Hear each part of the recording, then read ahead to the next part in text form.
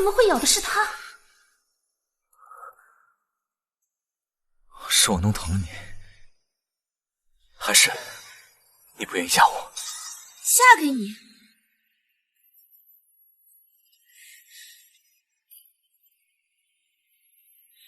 我的手什么时候这么年轻了？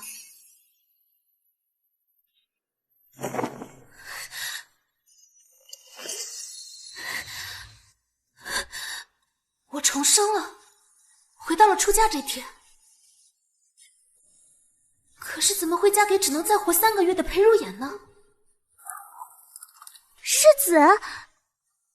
世子新婚夜怎么生气的走了？如今嫁给他木已成舟，难不成3个月后守一辈子寡？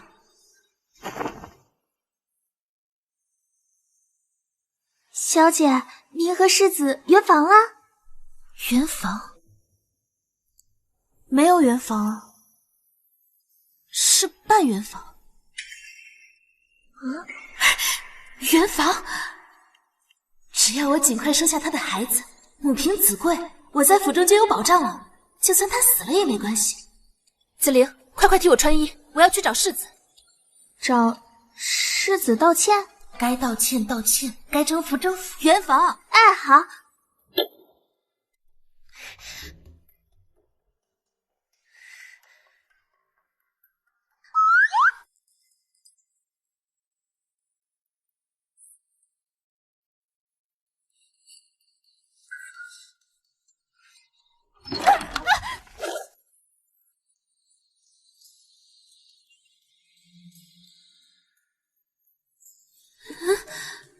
怎么软软的，还不疼？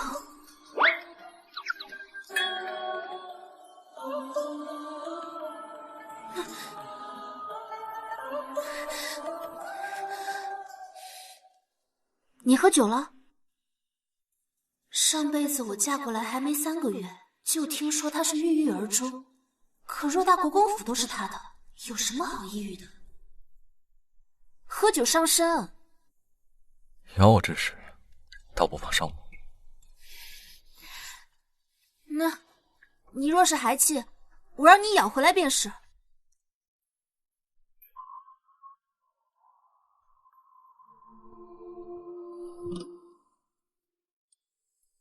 从冷淡到热情，不过半个时辰，夫人就有2副面孔，天下熙熙，皆为利来。夫人到底想从我这里得到什么？今夜是新婚之夜，我想同你在一起。夫人想和我在一起？因为我必须要和你有个孩子。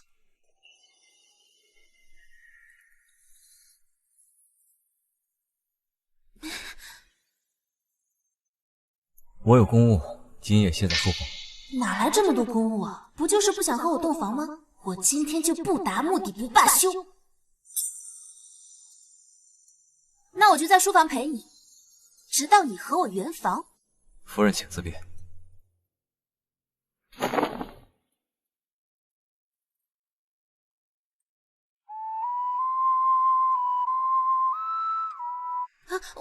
我就是有点冷。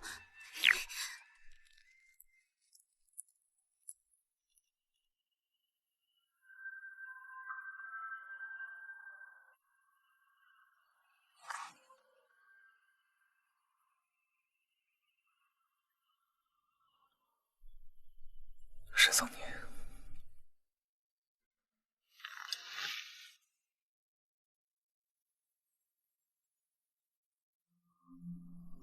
沈桑年，你就是个小骗子。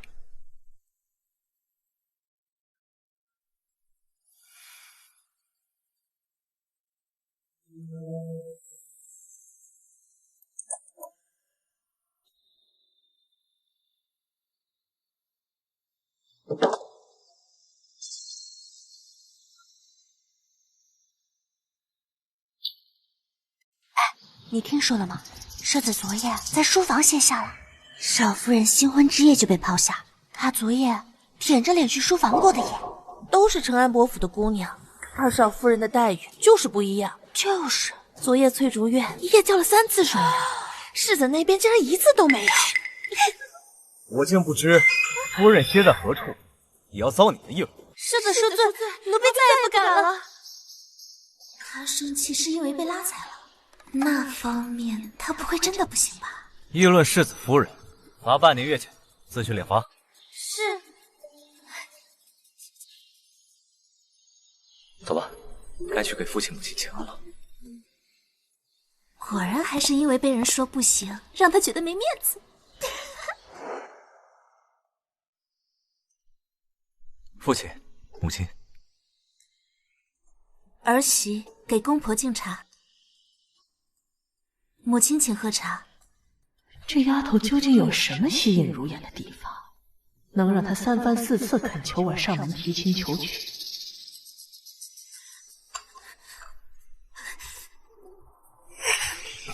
茶太烫了，母亲喝不了，你去换盏温茶。他竟会替我解围。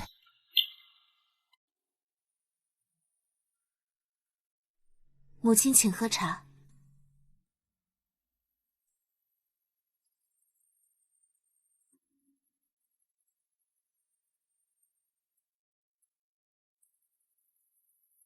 沈氏，如今我还在长家，不需你为府中事务劳心。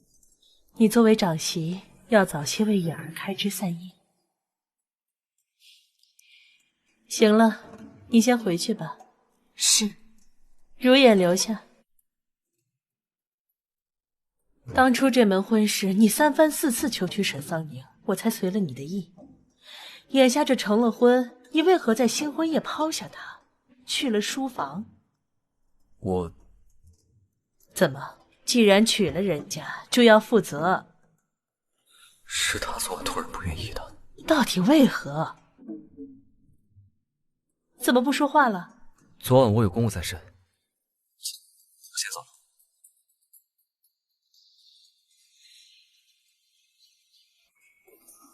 姐姐，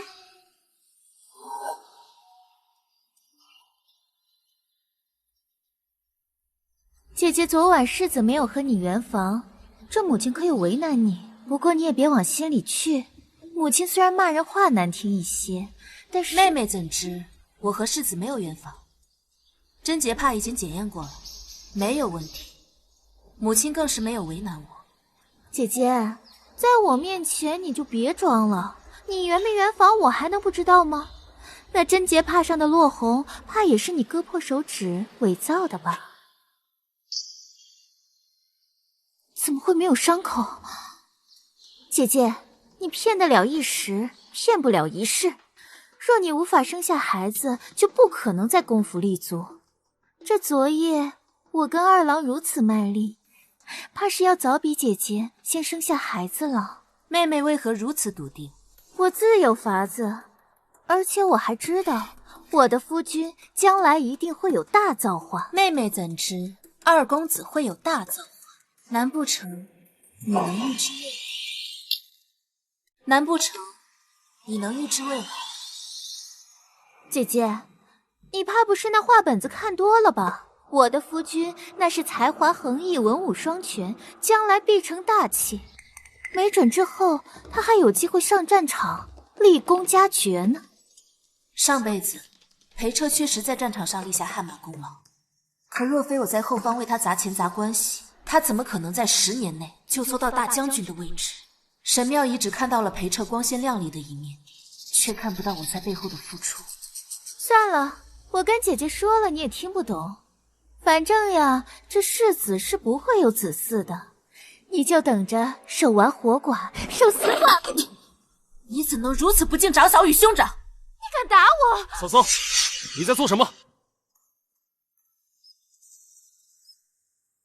为何打我夫人？二郎，妙妙不知道做错了什么，竟让姐姐如此动粗。淼淼无辜柔弱，不知道是哪里得罪了嫂嫂。裴彻，上一世为了辅佐这纨绔成为大将军，我劳心费力，外人看我光鲜，实则落得一身病痛。这一世终于摆脱。他诅咒子嗣，不敬长嫂，院中所有人都听见了，如此口无遮拦，日后若是闯下大祸，我不仅打他，还要罚他抄《道德经》100遍，小惩大戒。淼淼就算说了，也只是一时口误。嫂嫂罚了这么重，可谓斤斤计较。二弟，再怎么说我也是你长嫂，长嫂如母，难不成国公府的规矩是不敬长辈？不敢。那就听嫂嫂的，我替你查。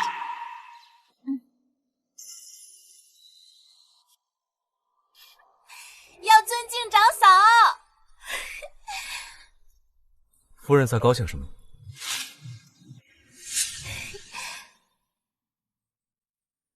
我在高兴嫁给你真好。夫人，当真这么意外？哎，嫁给你当长嫂的感觉真好。夫人先回青云院。你又去书房？你今天不是休沐吗？为何不回青云院休息？而且你还没用早膳呢，不吃饭也不休息，什么身体经得起这么折腾？我还想你多活几年，跟你有个孩子呢。不必管我。哎，裴如眼，你是不是讨厌我？既然讨厌我，又为何要娶我？你娶我，又为何不与我同房？你是不是不想负责？我不尽责。昨夜你骂我混蛋，我哪像你的新婚夫君，倒像是逼良。昨夜我不是有些害怕吗？我给你道歉。不接受。裴如眼，你若不愿娶我，为何在新婚之夜与我共度？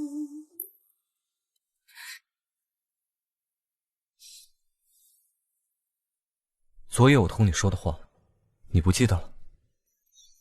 难不成我重生前他说了什么？你说什么啦？没什么。你还没回答我问题呢。昨晚已经回答过了。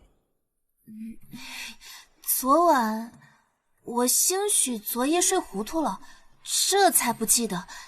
要不你再说一次吗？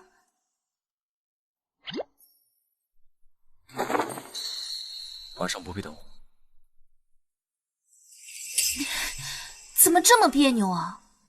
真难伺候，看来还得再想想办法。紫菱，回房吧。小姐，哎，你还有一只耳坠呢。不小心掉了吧？小姐，你与世子的关系这么僵持下去，奴婢担心日后回门，世子那边不好说话。他肯定不会跟我回门的。上一世他因为公务繁忙，也没陪同沈妙仪回门，这次也定不会陪我回门。啊，那小姐岂不是又沦为笑柄了？嘘，谁敢笑话世子夫人？好了，不用再自寻烦恼了。紫菱，你去帮我办件事，你去善草堂买一股春日饮来。小姐，这可是春药啊！小点声啊！我马上去。世子，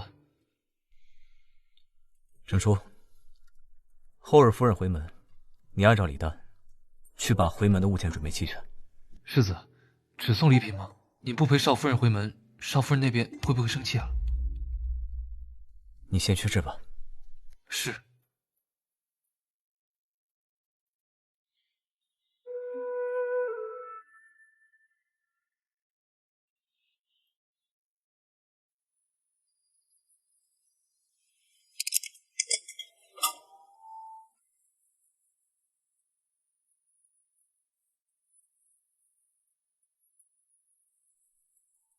看来他真的不记得了。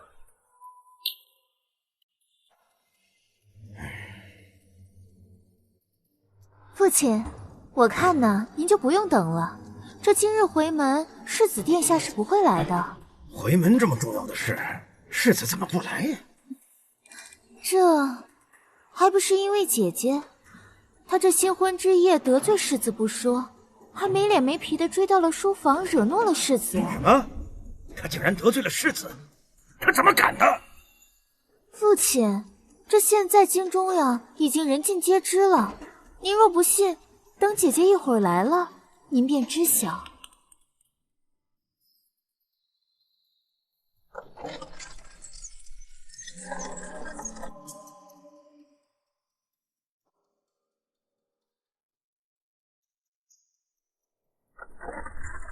桑宁，世子呢？世子休沐今日结束，公务繁忙，故没回来。回门这么重要的事，就算公务繁忙，也会陪你回来的。我看正如你妹妹所说，定是你得罪了世子，她才不愿来的。父亲，姐姐，我看呢，你就不用解释了，一定是你得罪了世子，不然这为何世子人没来，连个回门礼都没有，就这样让你两手空空？哪像我家二郎，可是带了很多珍贵的礼物陪我回门呢。出嫁前我是怎么跟你说的？出家从夫，你这倒好，新婚夜就与世子闹不和，是诚心让我们沈家蒙羞吗？我没有你这样不知羞耻的女儿，你给我滚出去！撤！撤！吁！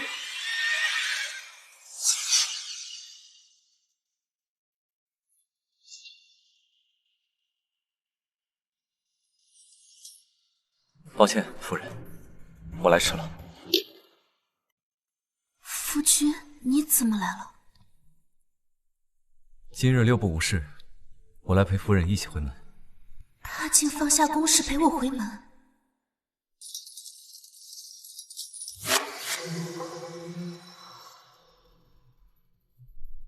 为了备礼来晚了些，想岳父不会介意吧？啊，都是小女不懂事，世子可别见怪啊。这怎么可能？还有，我和夫人二人之间的事情，容不得他人多嘴，望各位周知。为什么会这样？上辈子裴如言以公事为由，不陪我回门，害我被父亲训诫。怎么与沈桑宁成婚后，他就推了公务都要陪他回门？夫人家的多嘴，贤婿可别放在心上。既然来了，就先进去吧。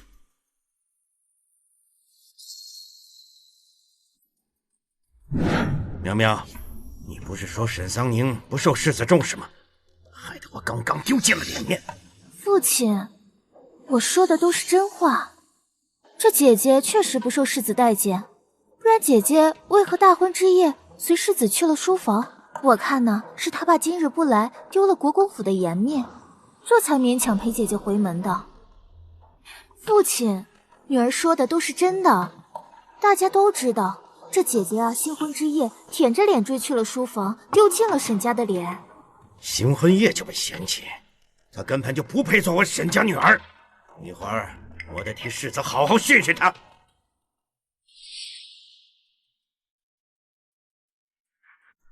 还傻站在那儿做什么？难道这就是沈家教你的规矩吗？回门该拜见父母的，还不赶紧来敬茶？老爷，罢了，我们受点委屈没什么的，毕竟人家如今是世子夫人。我还是他亲爹呢，还不赶紧过来！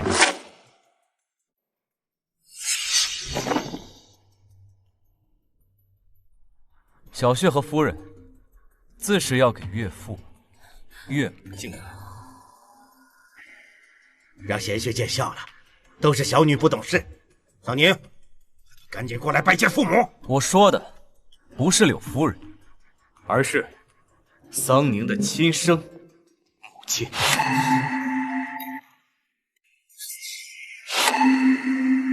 裴如言怎么会帮沈桑宁撑腰？岳母亡故多年，自是喝不上这盏茶。按道理，我与夫人应该进祠堂给母亲敬香。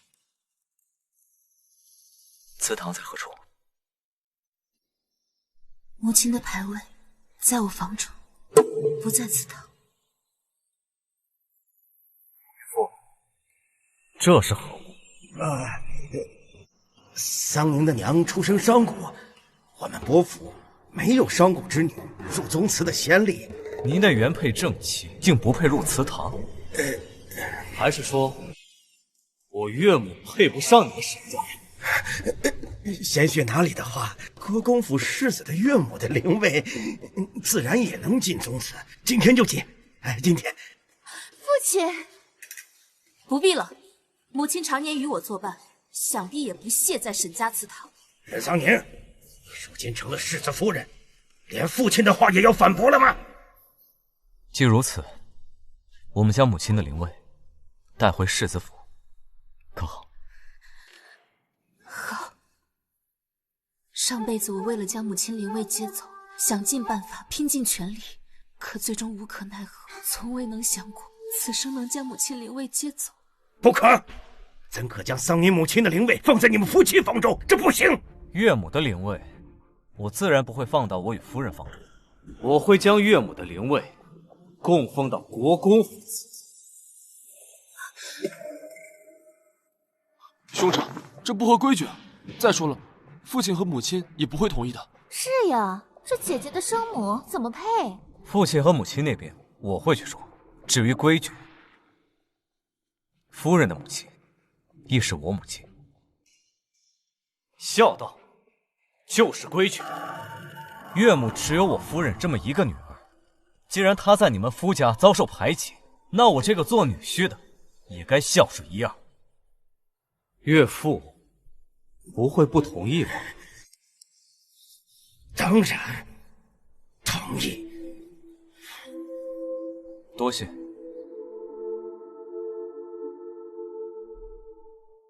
我们接完娘就回家，我想在这里也没有留下的必要了。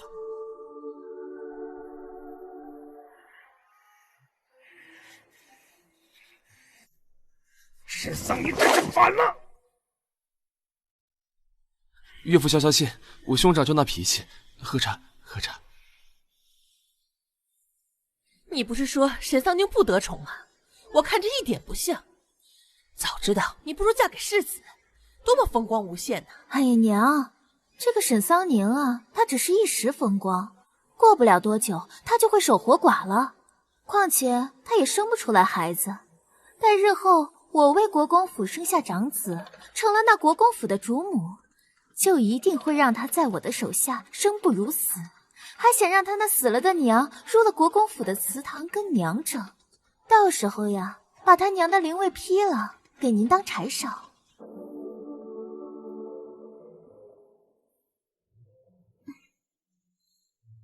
二郎，真没想到让你看到这样的一幕。妙妙在这么复杂的家庭长大，还如此娇软天真，可真是惹人怜悯。二郎，有你真好。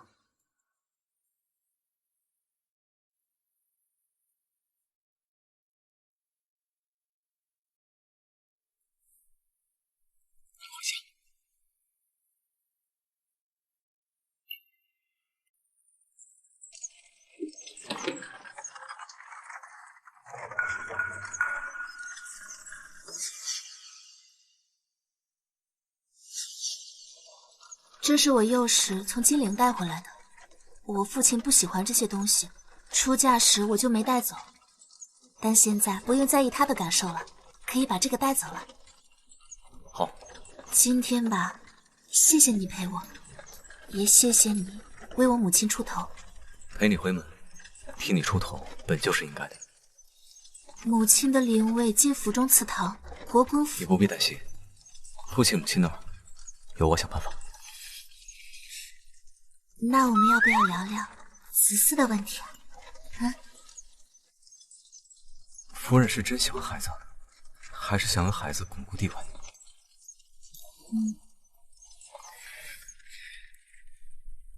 你对我毫无感情可言，显然是后者。那我现在便可告诉你，子嗣一事不用着急，你也不必想着用子嗣巩固地位，我也绝不会纳妾。可是我着急啊！岳父不爱岳母，夫人在家过得幸福吗？你冒昧了。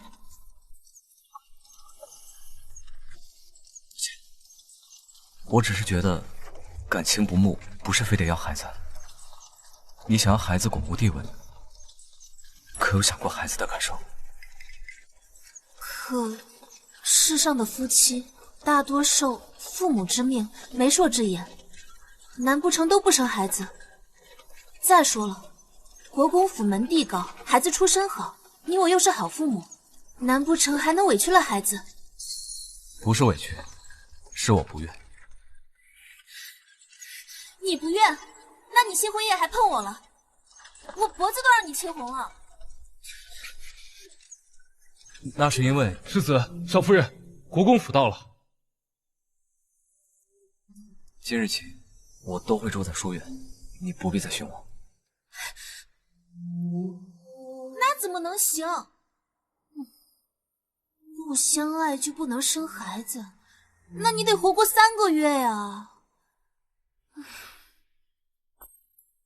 今晚就下药。虽说用点药手段下作了些，但是正经夫妻用点药怎么了？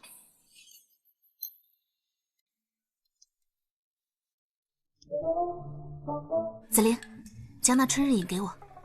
少夫人，你确定是今天吗？你前几日还磨刀霍霍的，怎么今日就害怕了？这2日奴婢听说了很多事情，他们说世子平日里看似温和，实际御下严苛，不容犯错。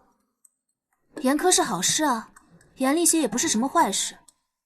不过我又不是他下属，这与我有何关系？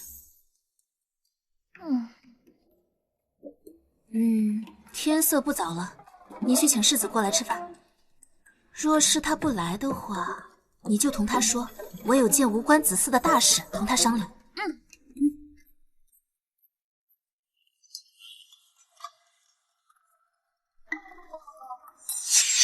这菜都热了一遍又一遍了，怎么还不来啊？架子倒是挺大的。马车上的不欢而散，不会真的跟我划清界限了吧？要不我亲自去请他来？我正打算去寻你呢。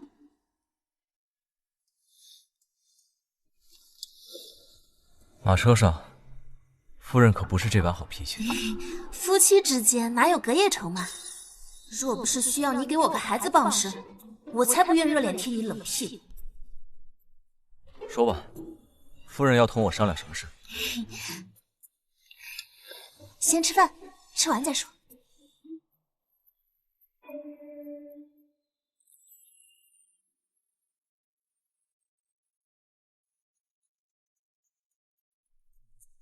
你太瘦了，多吃点。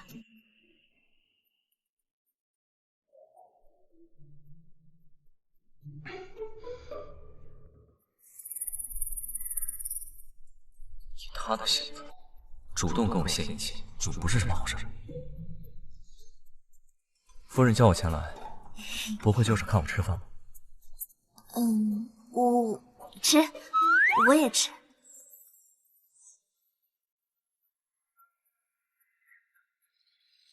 是不喜欢喝吗？他也不挑食，总不能是知道被下药了吧？这莲子汤我亲自熬了很久，都快凉了。你今日帮我，我想感谢你。你说的话我也细细的想过了，夫妻之间感情好了，对孩子也是好的。我想先同你培养感情。你，尝尝吧。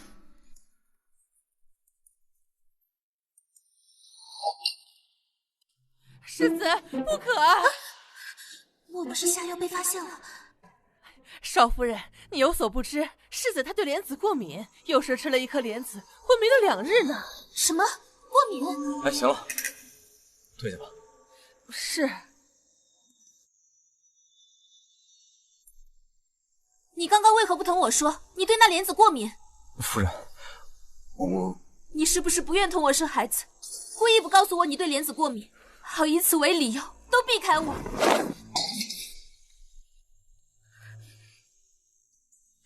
你怎么会这么想？我知道你是因为婚约不得不娶我，我一再退让，我只想同你有个孩子，好在府中有个依靠。可你为了不愿与我同房，居然宁愿昏迷的地步。我已向你保证不会纳妾，非得要个孩子才能保证吗？你就这么不信任我吗？你你何必如此疾言厉色？谁家娶妻回来，只是做个花瓶的。好，那我就不在这里碍你的眼。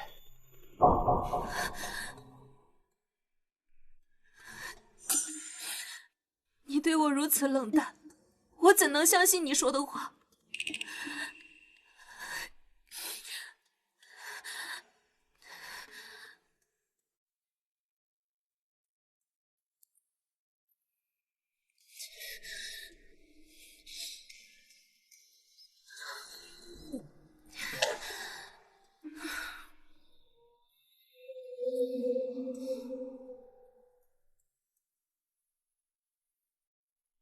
少夫人，世子怎么走了？我看他面色不悦。他不悦，我还不悦呢。怎么这般热？少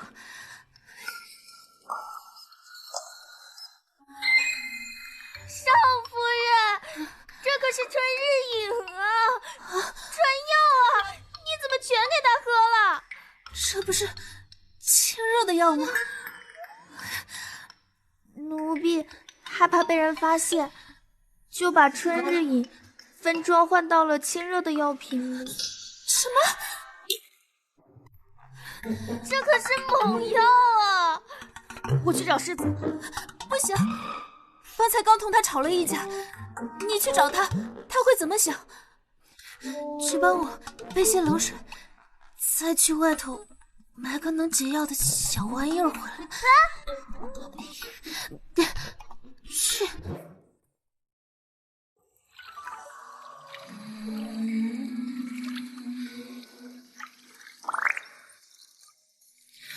夫人，你怎么样啊？你要解药的小玩意儿给你买回来了。你把东西放床上，出去把门关紧。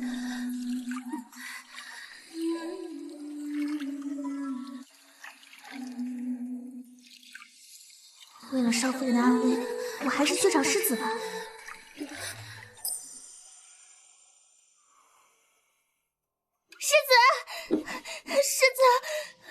世子，少夫人她不小心把春日饮给喝了，您快救救少夫人吧！什么是春日饮？能圆房的药。春药。春药。绑着丝绸的2个铃铛，这就是紫菱找来能缓解春日饮的小玩意儿。可是该怎么用啊？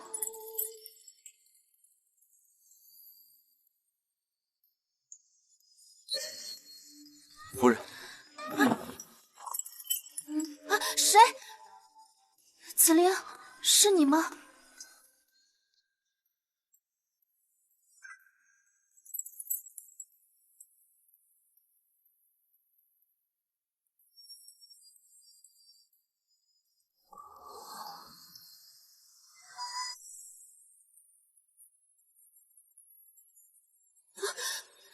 世子，怎么是你？你要做什么？我也算万种风情，是非良缘，谁能有幸从此终身？最想动情的人，过去的人，为人好热，好难受。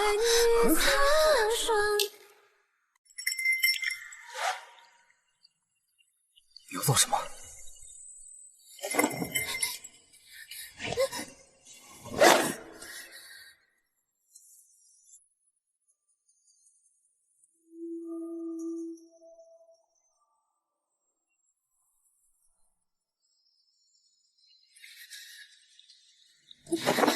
好热，这衣服怎么脱不掉？别动，看清我是谁。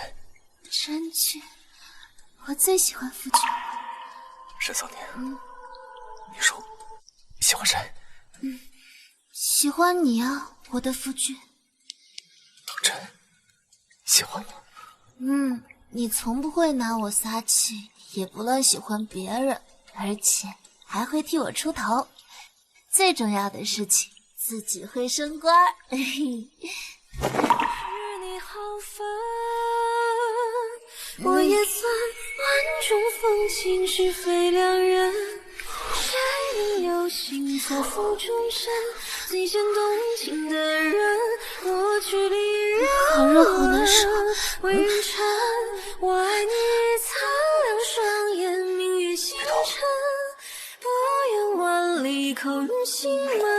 一个孤僻的春，摘花。你中了春药，脑子不清醒，不宜做此事。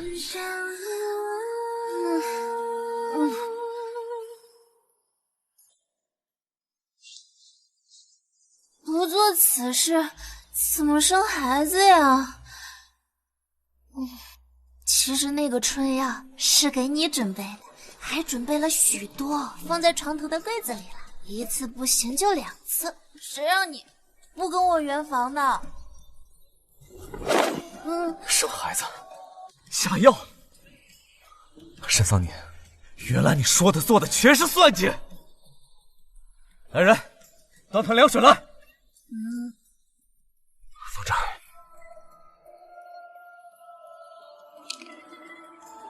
世子好凶。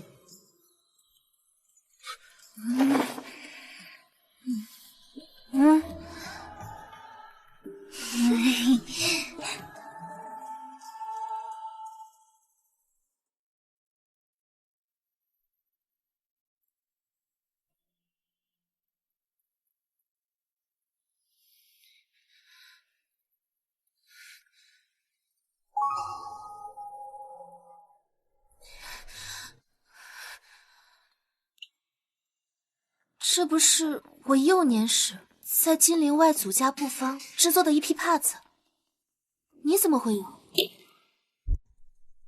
这帕子是昨晚水被打翻了，弄湿了衣衫，随手从你屋内找来处理的。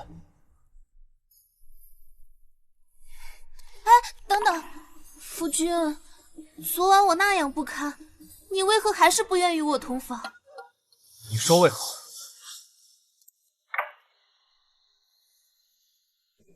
这就是为什么。夫人为了同我睡觉，真是煞费苦心。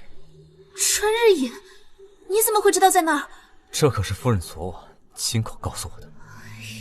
你为了跟我生孩子，巩固府中地位，竟想到如此下三滥的手段作践自己。你既已知晓，我也不做狡辩。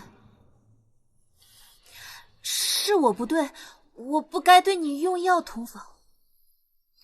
可这事也没成啊！没成，不代表没有这件事。你何必如此生气？你我本就是夫妻，用些药，最多是情趣罢了。再说了，你对吗？你孑然一身，生不带来，死不带去的，而我在府中只有一人。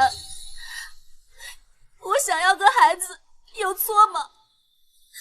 若不是你不愿与我同房，我会用药吗？你怎么就不理解我呢？还说我下贱。只有一人，你还是不信任我？这样糟践自己，简直是不知悔改。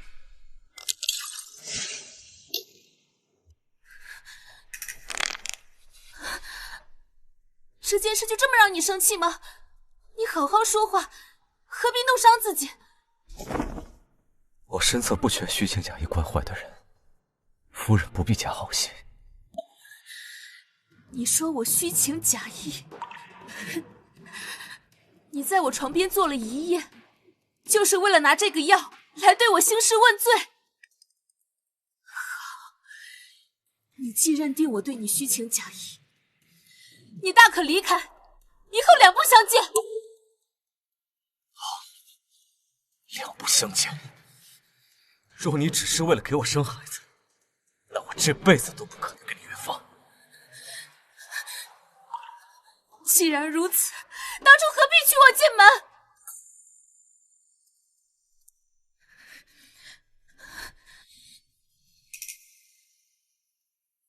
少夫人，你又跟世子吵架了。昨晚世子给您擦身子，照顾您一晚上没怎么合眼。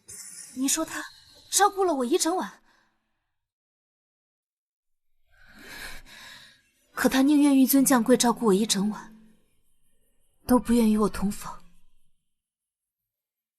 少夫人，奴婢这2日和国公府的小伙伴们混熟了，听说了关于世子的事情。什么事情？是关于世子的桃色暴力事件。听说啊，世子16、17岁时心目一小姑娘，还临摹了画像，结果这画像被一小厮看见了，世子当场发火，就把这个小厮发落了。那姑娘是谁啊？世子爱慕小姑娘的消息传到国公爷耳里，他把世子好一顿训斥，还把画烧了，硬生生断了世子的念想不说，还警告世子，若再想着那姑娘，就让他全家吃不了兜着走。上辈子怎么没有听闻过此事？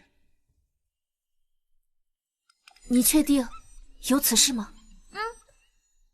奴婢听府中老嬷嬷们说的，不过没人知道这小姑娘是谁，据说家世不显。莫非裴如眼不愿碰我，甚至前世不愿碰沈妙仪，是为这爱慕的女子守身？少夫人，如今您没有子嗣傍身，又总与世子吵架，若世子不庇护着您，这国公府都不是什么善茬。您才刚过门，这以后的日子不好受。吵架还好，可若什么时候裴如眼突然离世，而我还没有孩子所依傍，那才难在这府中度日呢。唉，怎么办？怎么办呀？哎，子玲，你去帮我打听清楚，我好做一番筹谋。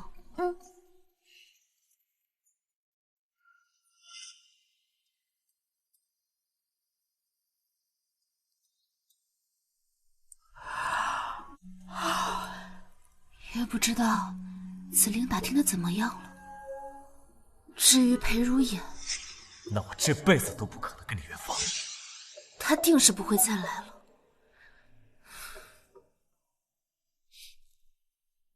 可我还没怀上子嗣，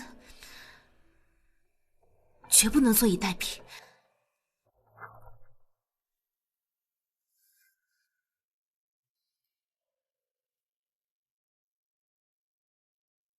你怎么来了？燕儿，你要知道，媳妇儿把岳母灵位带回夫家这种事儿从无先例。你若执意如此，便让沈氏来见我。母亲，这是我的意思，一是我的责任，岳母无子，作为女婿，也应该担起为人子的责任。岳母被伯父所弃，倘若岳母如今还在世，也应该将她接入公府，老有所依。而岳母早亡，若我裴氏祠堂，又有何不可？你这般，仅是为了你夫人？只是尽孝。罢了，你有孝心本就是好事。身为世子，品性纯良，往后家族重担交给你，我也放心。多谢母亲。等等，但我有个条件，彩云，府中多年无新生，如今已成婚，作为长房嫡子，更当做表率。往后你每月初1、15、20要去沈氏那里过夜。你若不同意，这灵位就不允。是母亲让我来的，往后每月初1、15、20，我都会歇在院中。刚还苦恼想着如何找个台阶下，如今母亲这可是帮了我大忙。1月来3日，我得抓紧机会早日怀上孩子。你若不愿，我愿意。今日就是15，你明日还要早起早朝，我们不如先就寝吧，总有机会睡到你生孩子，先稳住你再说。我保证，绝对晚上乖乖睡觉。啊！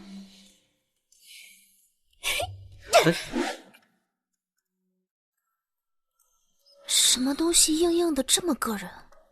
什么东西这么软？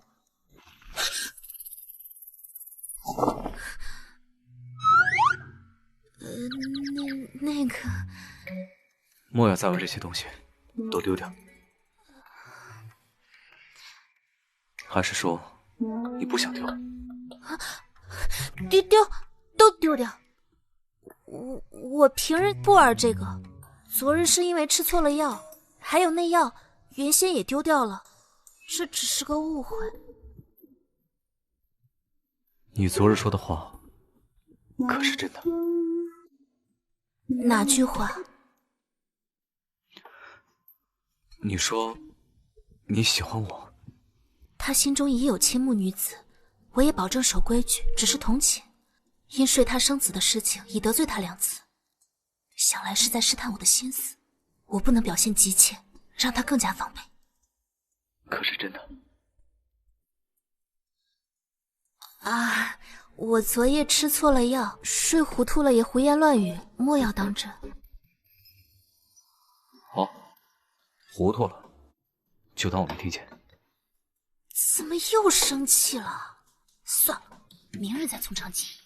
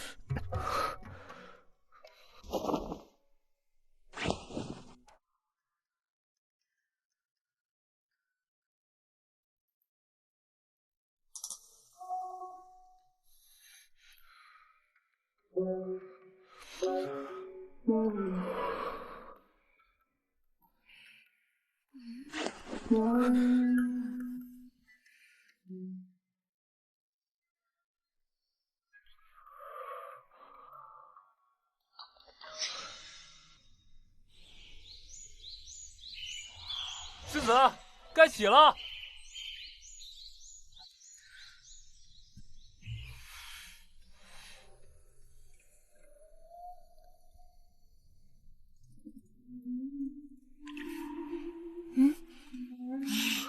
夫君早啊。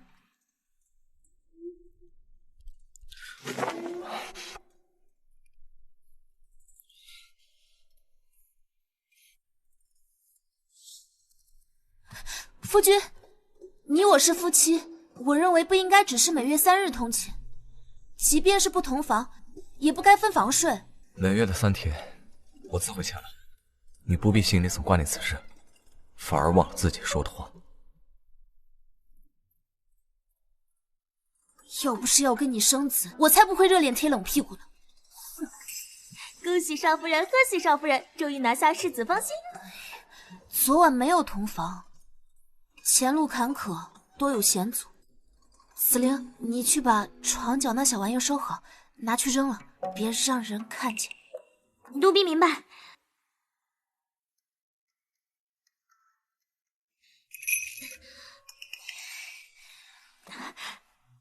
夫人放心，还有4日就20了，到时候世子还会再过来。还有4日就是20了，过几天裴如眼就要出府治理水患的事。我怎么把这事忘了？紫菱，你快去书房找一下治理水患的书籍来。少夫人，你要这个做什么呀？说了你也不懂，哎，快去啊！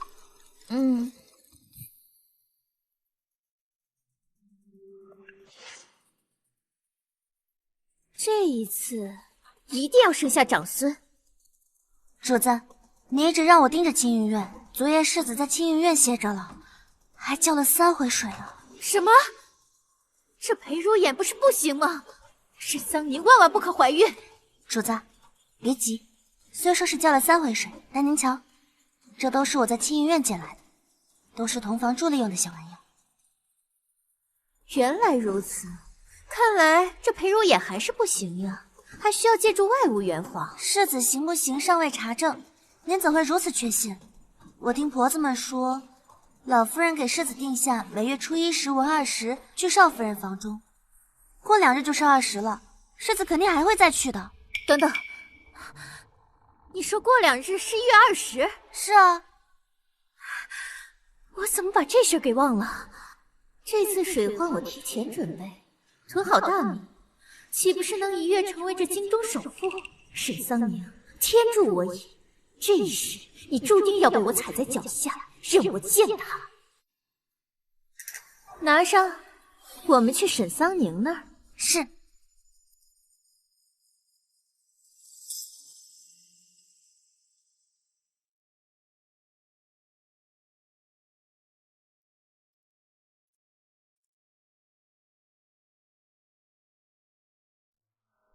你来做什么？姐姐做事竟如此不小心，幸亏是被我捡了去。这要是被旁人捡到，怕不是整个国公府都要知道姐姐跟世子要借助外物了。我竟不知妹妹如此爱听墙角。你以后呀，这既无权钱在身，又无孩子在手，可我的夫君日后必成大器。姐姐，过几日，若是你吃不上饭来跪求我，可别怪妹妹今日没有给你讨好我的机会。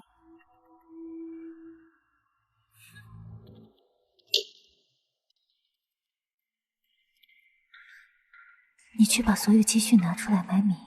主子，你确定要把所有的积蓄都拿出来买仓库囤大米吗？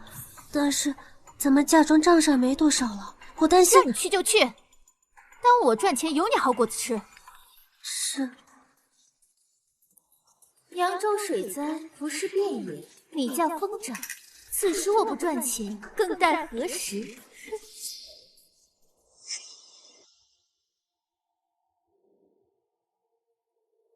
少夫人，方才我见素云鬼鬼祟祟出府，以为是要办什么大事，跟了一路，发现她进了城内多家米店。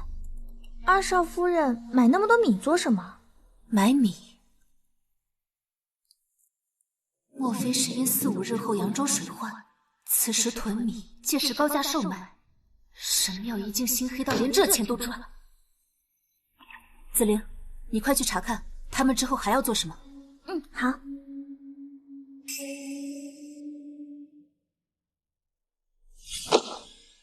让你去买米，怎么买的那么少？主子，嫁妆的钱都花光了，连柳姨娘给的提起钱也没了，我们已经没钱买米了。什么？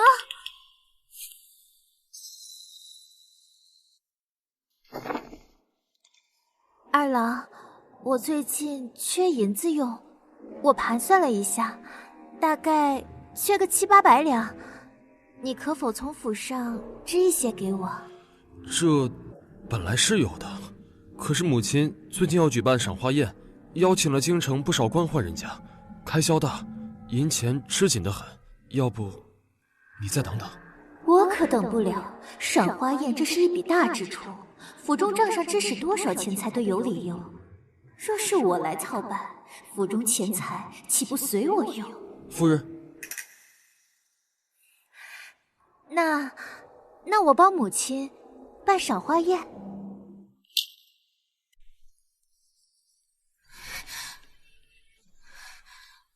你要入宫？有事要与陛下商量。哎，等等！我突然同他说水患一事，他定不会相信。可我若不说，水患发生再去治理就晚了，怎么办？夫人，今日还不是2时。我知道，我有别的事情要同你说。过几日，扬州会发生特大水患，冲破堤坝，毁坏家田，饿殍遍野。这时节，江南水患少有，连朝中官员尚未得到消息。夫人是从何得知到消息的？还是说夫人会预卜先知？裴如言本就审慎敏锐，该如何解释才能让他相信？我自幼在金陵长大，见过类似的事情。因为少有，所以容易被忽视。有1年水患没有得到及时防护，就导致死了很多百姓。夫人，帮我准备笔墨纸砚。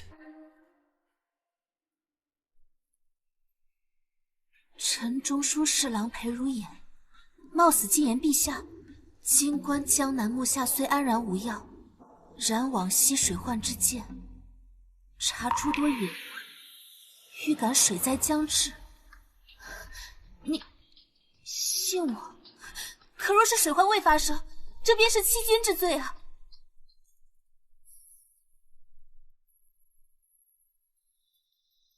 只要是你说的，我就信。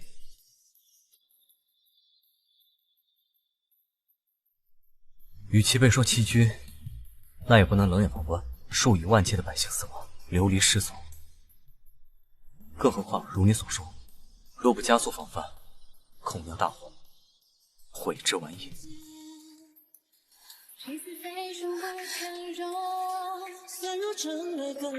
夫君，这是我几日翻阅书籍，研究了许久，就以这金陵举例。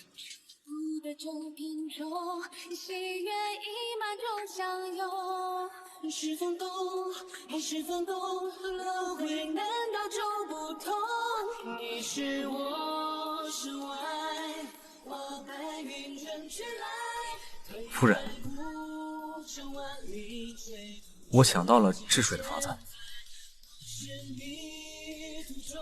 不知夫人是怎么想到这治水的法子？裴如也，这是上辈子你研究出的方法，只是当时你接手处理水患的时间已晚，也严重到无法控制。夫人，幼年在外祖家，每逢水患就听到他们治水的方法，便记下了些。按照你这图纸所说，依金陵这地势是北靠群山岩岭，南连阔源，非但可保堤坝无虞，免遭冲毁之患，还能使缺水之地享水利之福。夫君，你自小在京城长大，怎么会对金陵的地势如此熟悉？幼年曾与重要之人在金陵久待过一段时日。重要之人，大概是心悦多年的那个女子吧。夫人幼年在金陵外祖家，可有什么深刻的记忆？我自幼顽皮，府中姐妹都不愿与我相处，整日也就和织布房的婆子们打交道。深刻记忆便是织布房了吧？没有其他的吗？都过去许久，我哪记得清啊？他果然把我忘得彻底。夫君，你与那重要之人在金陵可有深刻记忆？小叫花子不会说话，快来打死他！打死他！打死他！打死他！打死他！打死他！走开，走开！不许欺负人！你都走开，走开！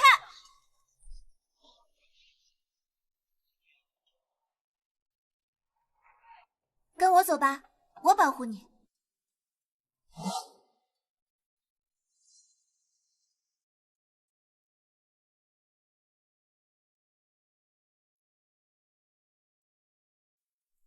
人，不该进宫，乘走圣上。是因为我提及他喜欢的人，让他觉得我多管闲事，不开心了吗？夫君，即便是欺君大罪，我也与你一同承担。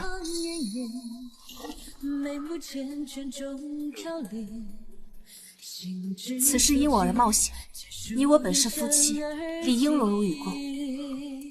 夫君，我等你回家。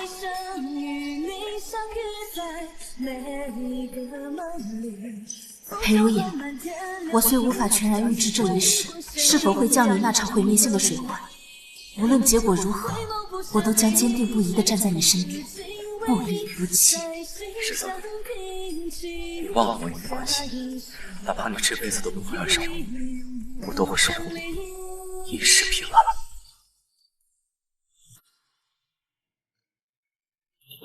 姐姐，怎么见着我转身就走了？知道我不想见到你，还往我身边凑。姐姐，你对我这么有意见，不会是因为母亲越过你，把这赏花宴交给我负责吧？我知你心中有气，可是架不住这母亲她就是喜欢我呀。你知道，母亲向来一碗水端平。你不知道当日母亲便让她身边的嬷嬷把库房钥匙送来给我了吗？还特意叮嘱我，让我好好学会如何管家。你说什么？我说，母亲让我学会好好管家。不过是公府的钥匙罢了，又不是你的个人钱财。哼，瞧你那不值钱的样子，几日之后，我便会成为这京城中最有钱的人。到时候，我的钱买下整个国公府都不在话下。沈妙仪，这钱你花的良心过得去吗？沈桑宁，你给我等着！上一世裴如言水患治理不当，不仅自己入了大狱，还牵连我一道被惩处。这一世你也逃不掉，5日之后的赏花宴，你就等着跪下来磕头求我，放你一条生路吧。老儿媳妇儿怎么还不上席啊？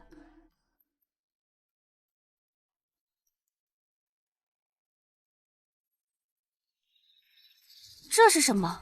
全米宴？今日赴宴，本以为能品尝到珍馐美馔，未曾想是如此寒酸之物。难道国公府就是如此待客的？是啊，国公夫人，今日来的哪位郎君不是在朝为官？您这宴会上全是米，岂不是太丢人现眼了？老儿媳妇儿，这是怎么回事？这全米宴就是珍馐美馔，今日后水灾马上就要蔓延到京城，到时候米价如金，这等全米的宴会，京城绝无第二个人能办。确实听说南方有水患爆发，我记得前朝水患爆发，白米一夜之间涨了数倍，竟然只有宗室人能吃。若当真如此的话，这宴会确实珍贵。二夫人，我家没来得及买米，我看这包裹里都是米，我能拿走些吗？自然。二少夫人果然大方，怪不得国公府不让世子夫人举办赏花宴，而是交给了二少夫人。国公夫人果然有个好儿媳呀！老儿媳妇儿这次做得很好。我和姐姐一同入这国公府，我办了赏花宴，姐姐也有事情要做。我听闻她已经让世子进宫，至今都有5日未归了。老儿媳妇说的可是真的？燕儿进宫5日未归？母亲，世子入宫确实5日未归。母亲，我听闻还是姐姐主动撺掇世子去治水呢。这现在可倒好，这水患未见解决，世子也有5日未归了，连个消息都没有。这说不定是治理不当被皇上惩处，现下已经入狱了。我朝从未有过臣子入宫5日未归的先例。前些个月我听说有个大臣入宫3日未归，结果被抬了出来。这裴世子进宫5日之久，这怕是凶多吉少啊。照这看来，那裴世子莫不是已经被下了大狱？都说娶了贤德之妻，如虎添翼。你们看裴二公子，虽平日顽固了些，但这二夫人倒是心细，还提前考虑给我们送米。裴公子娶了她呀，往后少不了家宅兴盛。是啊，看看世子夫人，竟然撺掇着世子惹下大祸，真是让世子倒霉。这姐妹俩真是天差地别，一个似那福星为丈夫添福气，一个像那个扫把星就是为丈夫添灾。老大媳妇儿，你怎能如此莽撞，让燕儿去治理水患呢？都是承安伯府的姑娘，行事你怎么就不起老儿媳妇半分？还好去了苗苗为妻，若是当初去了这毒妇，今天要被降罪惩处的可就是我了。母亲，夫君入宫治理水患，确实是我让他主动去的。但是，心系百姓，何错之有？如今水患肆虐，万千百姓流离失所，世子身为朝廷命官，更是应尽的责任。救百姓危难，何错之有？为陛下分忧，何错之有？有好的方法能够减少生灵涂炭，非要眼睁睁看着灾难的发生吗？倘若世子真的因为治理水患而被惩处，他为百姓所做的这一切，足以名垂青史。哪怕是要他的性命做抵偿，他也是死得其所，他的一生也是有价值的。我作为他的妻子，哪怕因此而受到惩罚，我也心甘情愿。心怀百姓为圣上分忧，此等言论较之于朝堂百官一毫不逊色。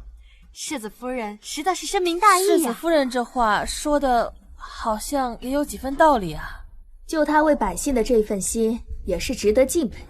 老大媳妇儿，你姐姐，你可千万不能被姐姐的一番话给迷住了。这姐姐这么做，将我们国公府置于何地啊？母亲，你想想，姐姐现在一门心思都想成为治理水患的大英雄，却是拿我们整个国公府的安危作为赌注。这若是世子治理不当，被皇上惩处入狱，岂不是连累我们整个国公府？他现在是拿我们国公府的安危做赌注呢。老二媳妇说的不无道理。老大媳妇儿，你怎么能如此不顾全大局？母亲，我所做的一切都是为了国公府好啊，救百姓也是为了国公府积福。倘若为了一时的安逸，眼睁睁看着百姓受苦，这不仅仅是国公府的耻辱，更是世子的遗憾啊！沈桑宁，你还敢狡辩？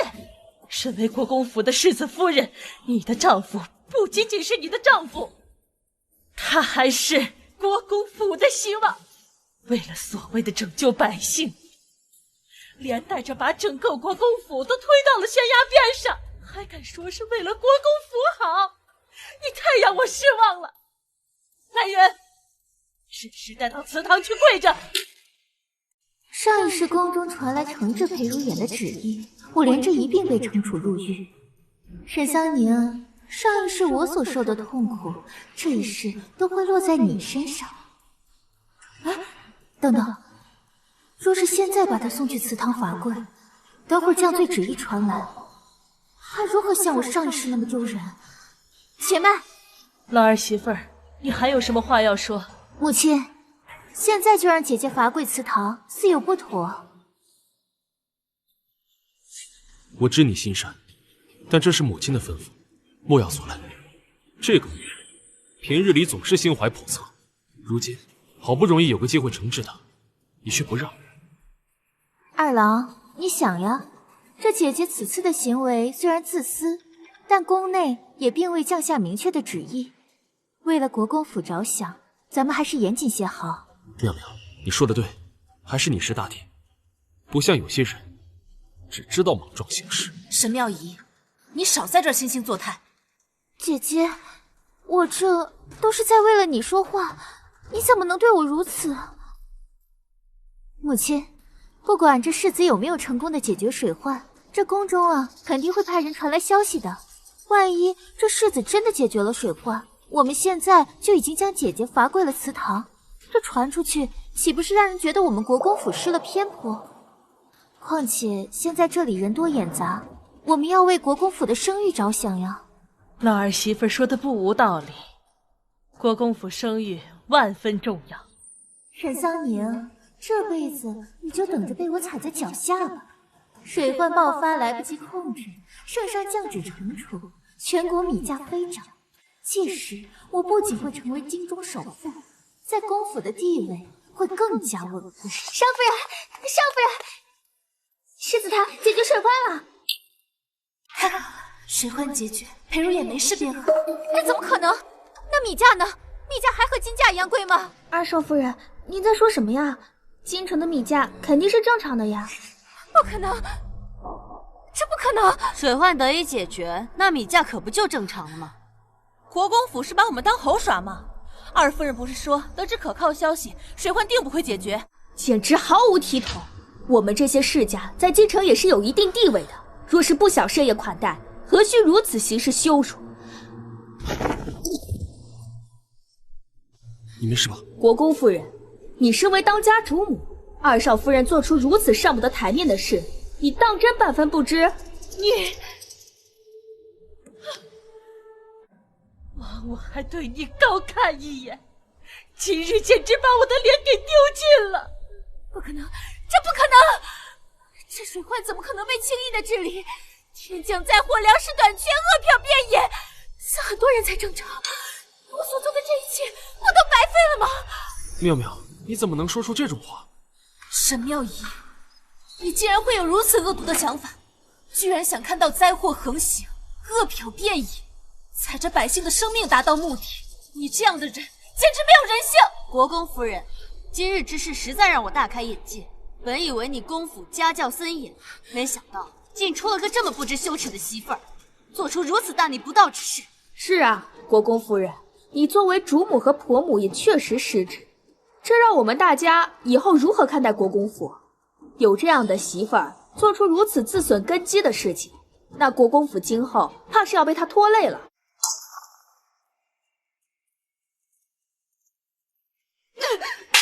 你还有脸说出这种话？你竟敢以一己私欲，做出屯米判水患、发国难财这种大逆不道的事情，你究竟是想要干什么？不是的，不是的，是他，一定是他！你是他的婢女，你是在帮着他说假话！你还狡辩，还敢推卸责任！母亲，母亲，你信我，你信我！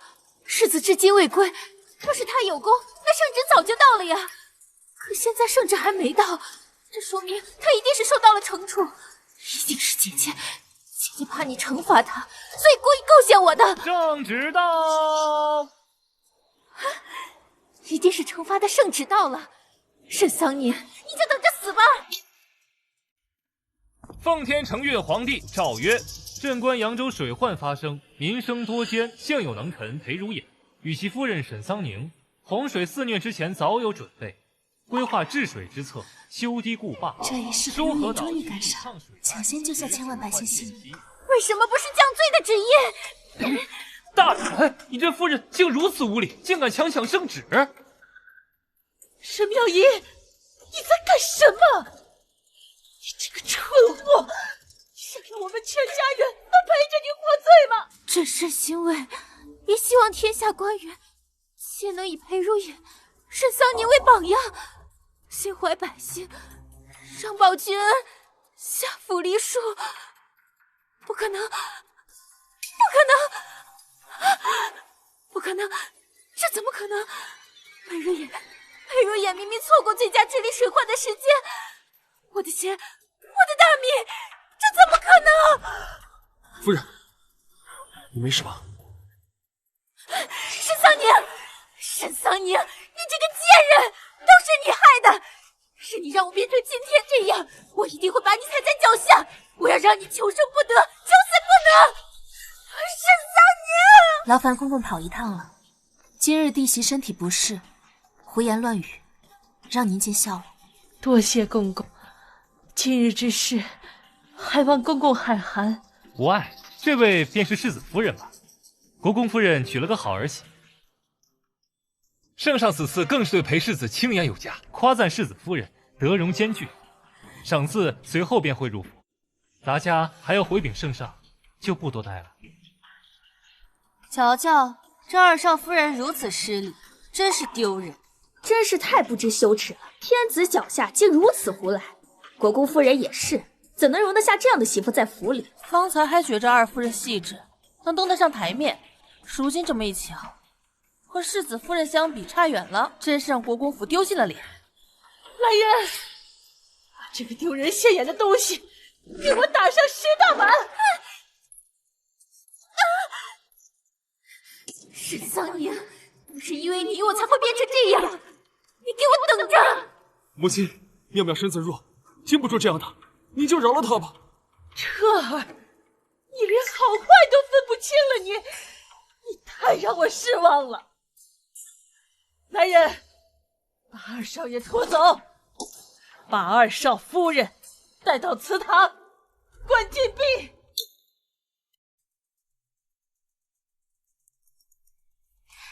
主子，为什么水灾没有发生，我反而被打了，关了禁闭？沈桑宁人呢？世子和世子夫人回乡祭祖了。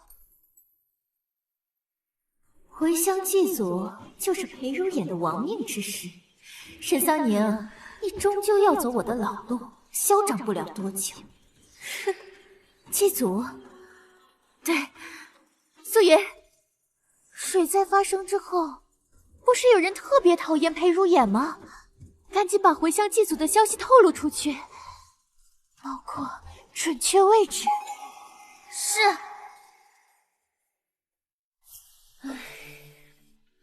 沈氏，府中添丁是1等1的大喜事，如今你和眼儿成婚多日还没个动静，确实不像话。5日后回乡祭祖，眼儿公务忙，你必须好好把握这次机会有孕。家族传承至关重要，长孙地位不言而喻，嫡孙更不用说。莫要让我失望，更莫要因子嗣一事损了府中名声。是，母亲。唉，嫁过来也快3个月了，留给我的时间不多了。这次回乡途中，我必须抓紧时间和裴如眼圆房，在意外来之前有一个孩子。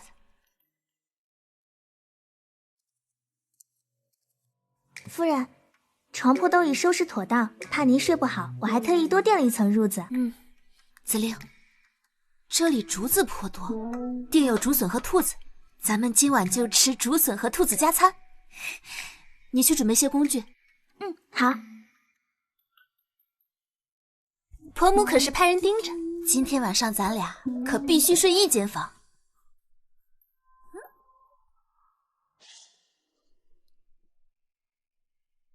我睡眠前，我要主子，有些公务要您处理。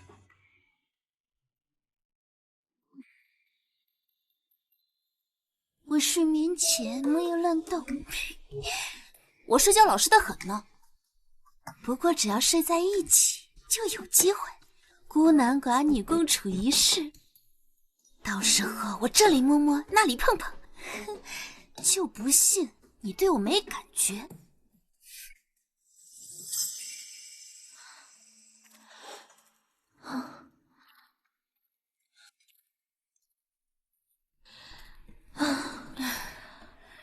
这么久都没找到兔子，天色已晚，算了，子令，我们先去吃饭吧。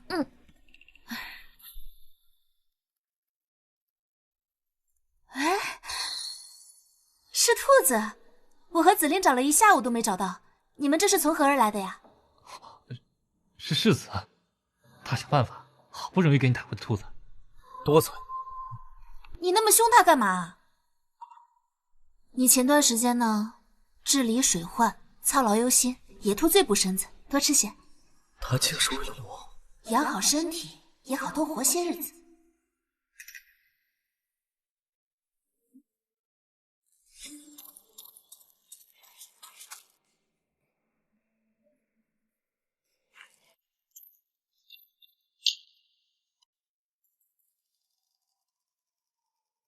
夫君，你等等我。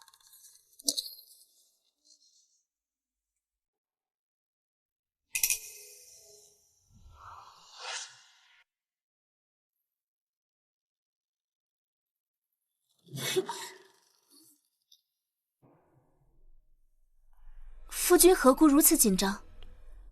我总觉得有些不对劲。夫君，良辰美景，莫要如此担忧。夫人，我俩已做君子之人。夫君，母亲特意叮嘱我说，要好好和你培养感情。先前你也这般说，这段时日正是好机会。难道你不想跟我培养感情吗？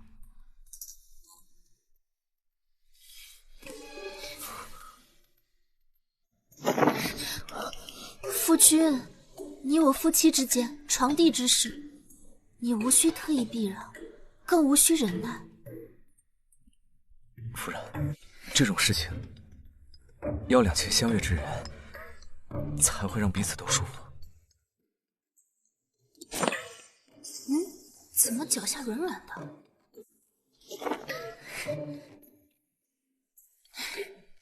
你都没试过，怎知舒不舒服啊？夫人，总之培养感情不靠这个。那靠什么？踢床干嘛？我住上，床下有刺客。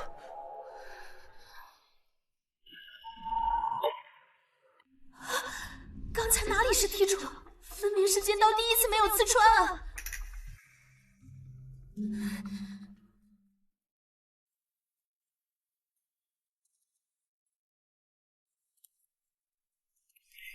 拿命来！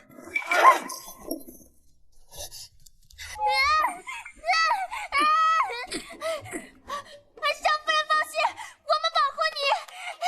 紫菱，你小心！别动，否则我杀了他！宁宁，本来想等你们熄了灯再杀了你，没想到你一直在恩爱。我就想啊，你们行房事实再动手也不迟。可没想到我都等着急了，你们就是不干正事。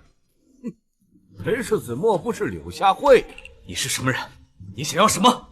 拿钱办事的人。裴世子，你就不应该管朝中的水患之事，影响了别人的财路。朝中有人看不爽你，你别动他！你若伤到他，我要你全家陪葬！他们都退下！好，全部退下。你若想活命，现在放了我，竹林四通八达。你若放了我，他们不敢杀你。放你，他们定会朝我放箭。我有你这么好的人物垫子，怎会轻易放了？我一向守信，我不会让他们放箭的。裴世子，我看你们夫妻恩爱，我不忍杀你妻子，可我也不好空手而归啊。你方才问我想要什么，要你的命，你给吗？裴如言，你别信，他没想让你活。找死是不是？裴世子，你最好快些做决定。好，你先放了他，这四段手臂，看个诚意。别动他，我答应你。他已经为我舍命。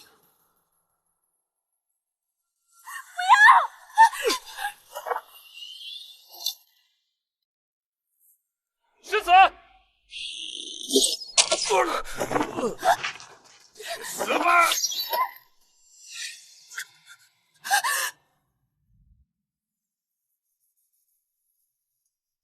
裴如言，你这么为了救我，你值得吗？只要你没事，一切都值得。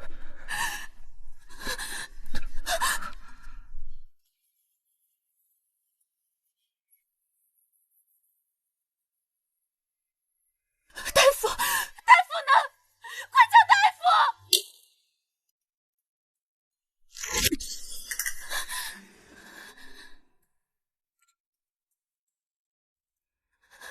大夫，接下来该怎么办？剑上有毒，要先处理入体的毒血。只是带在途中救治工具简单，目前处理起来有些困难。除非什么？你快说啊！除非有人用嘴吸出体内的毒血，但两人皆会中毒啊！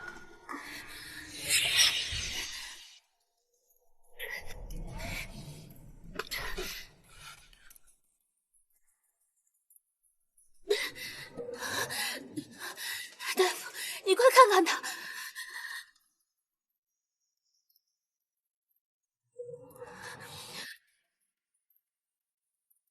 少夫人，刚才吸出的毒血缓解了身体体内毒的蔓延，但余毒并未根除，必须尽快回京中医馆救治。你体内也有些血，回去后也要尽快治疗。谢谢大夫。紫菱、陈叔，送一下大夫。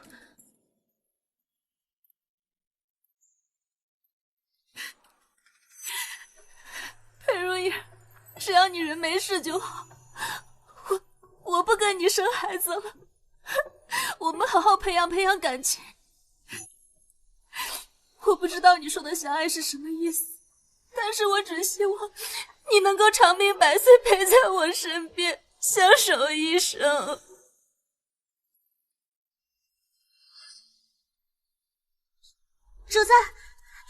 主子，得到消息，说世子回乡遇到杀手，中了带毒的剑身亡。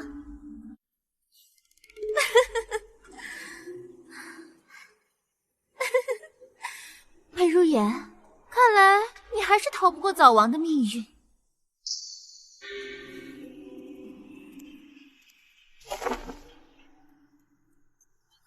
沈香凝，你不是很得意吗？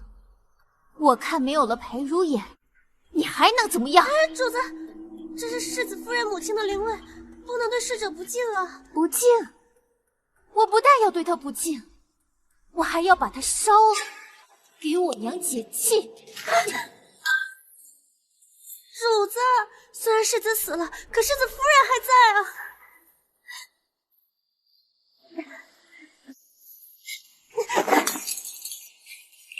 冷静，如今裴如眼一死，我马上就是世子夫人。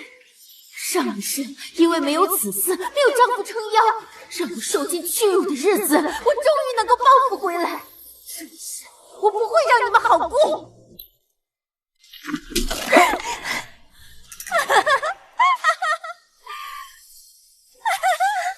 这可是国公府的牌位啊！老夫人，佘妙仪，祠堂重地，你还敢放肆？不是让你禁足吗？跪下！你还愣着做什么？这个疯女人，给我捉住！你们这帮狗奴才，敢抓本世子夫人，狗命都不要了吗？如此张狂，不知天高地厚。什么世子夫人？你算个什么东西？心存歹念，不思己过，还敢在祠堂胡作非为！你莫以为嫁到了国公府，你就可以为所欲为？轮得到你做这个世子夫，你还差得远呢！母亲，我劝你啊，对我好些。这如今裴如眼遇刺，性命不保，他沈桑宁膝下无子，以后我的夫君自然就是世子了。难道你想让整个国公府都断送在你手里吗？说什么？嬷嬷，快去打听一下，这到底是怎么回事？是，老夫人。母亲，你就不要再做无谓的挣扎了。这以后呀，整个国公府都是我说了算，我的规矩就是规矩，连你都只能看我的脸色行事。对我好些，或许我作为儿媳，以后能让你呀少受些罪。你少在这大言不惭！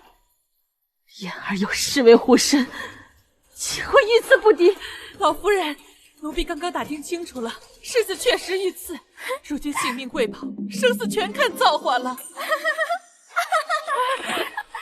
老夫人，老夫人，来人呐！快来人呐！快叫府医！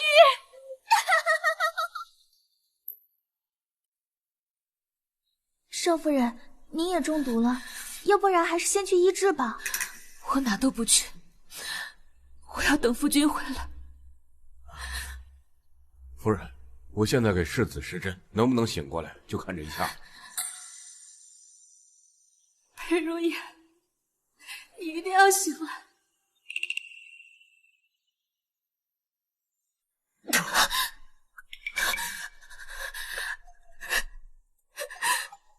夫君，夫人，我要哭了。我这模糊的周全，定不会食言。夫人，你怎么了？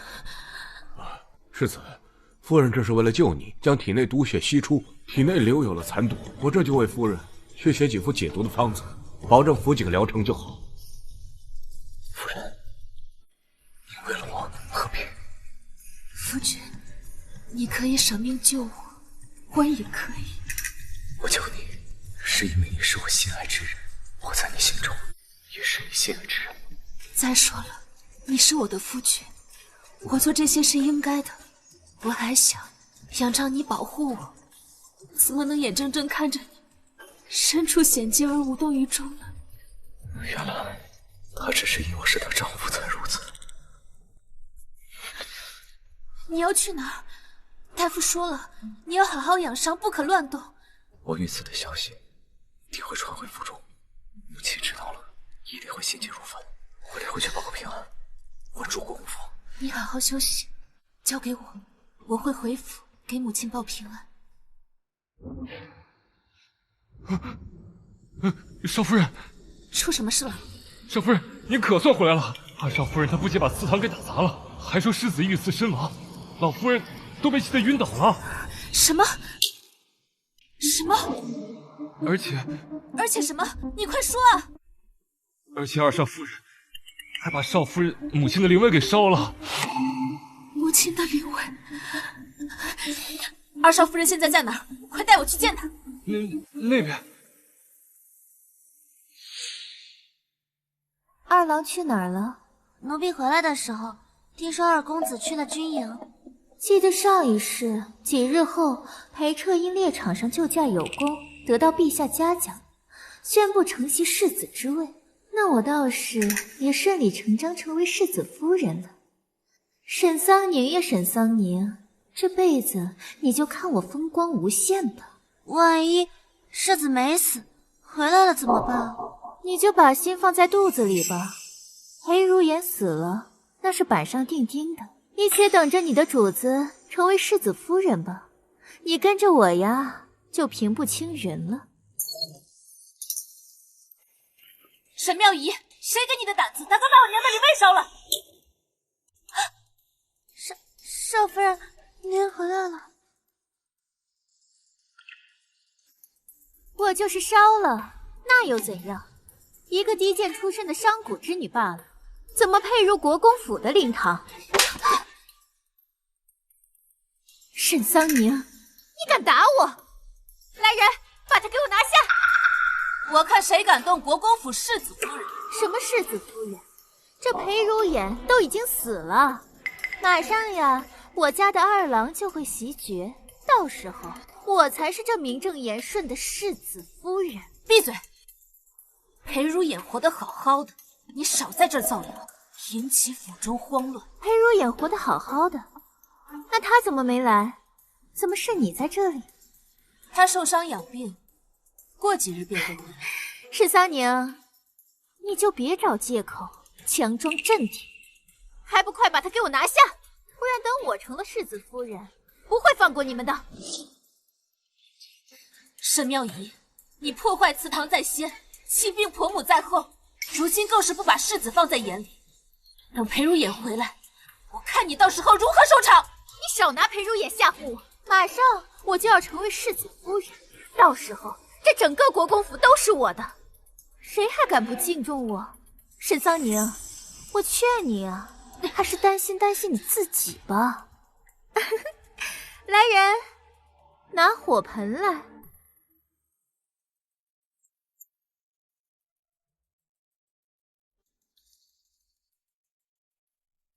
呀，沈桑宁，你看这是什么？沈妙仪，你要做什么？当然是处理掉碍眼的东西了。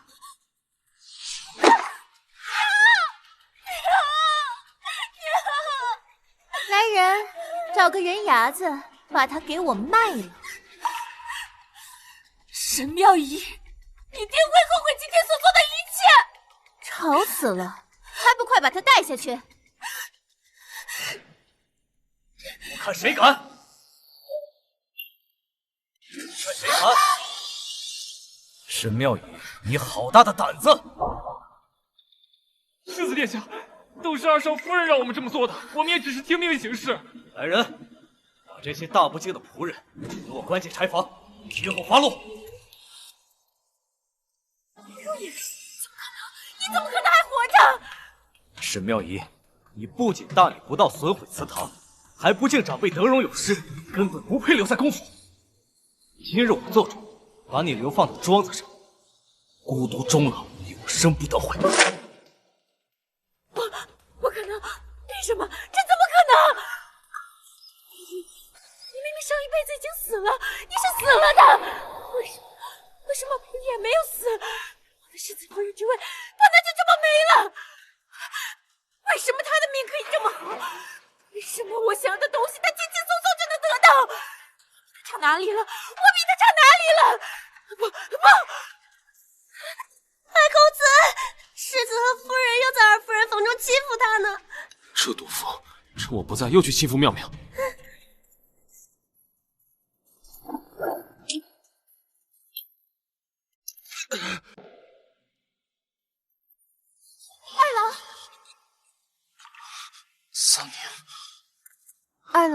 没事吧？二郎，我不知道今天是怎么得罪了姐姐，她竟然带着世子来逼我。以我的了解，他不会伤害你的。以你的了解，你什么了解？你对沈桑宁能有什么了解？凭什么？凭什么你都觉得他没问题？凭什么？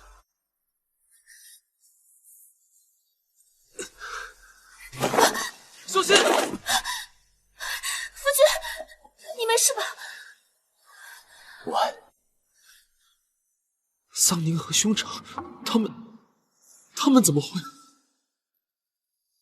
二郎，你刚刚为什么要帮着沈桑宁说话？明明我才是你的妻子呀！你是我的妻子，宁宁是兄长的夫人，这到底是怎么回事？来人，把二少夫人给我关进翠竹院，没有我的命令不得外出。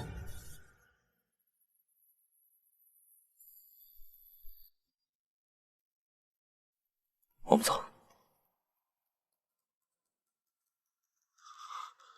二郎，你刚刚为什么不保护我？你为什么要替他们说话？你有没有把我这个妻子放在心上？有没有？姑父，还敢无理取闹！我为什么要帮你？你自己做了什么？你心里清楚。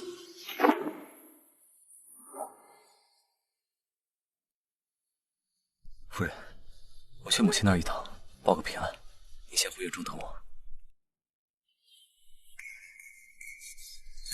夫君，来人，快叫府医！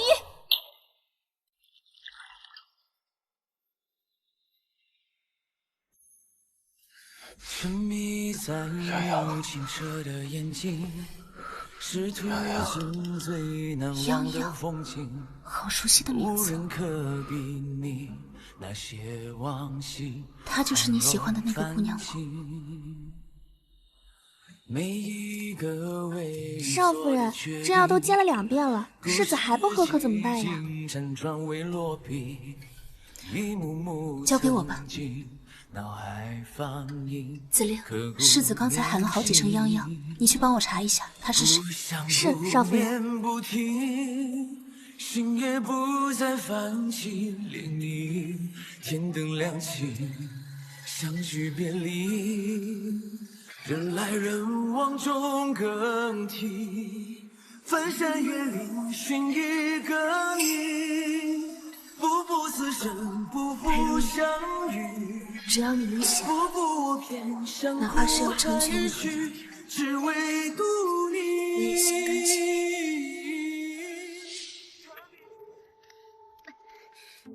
二少夫人还想回去，过2日你就要被流放庄子了。若有了偏差，我们可担不起。素云，素云，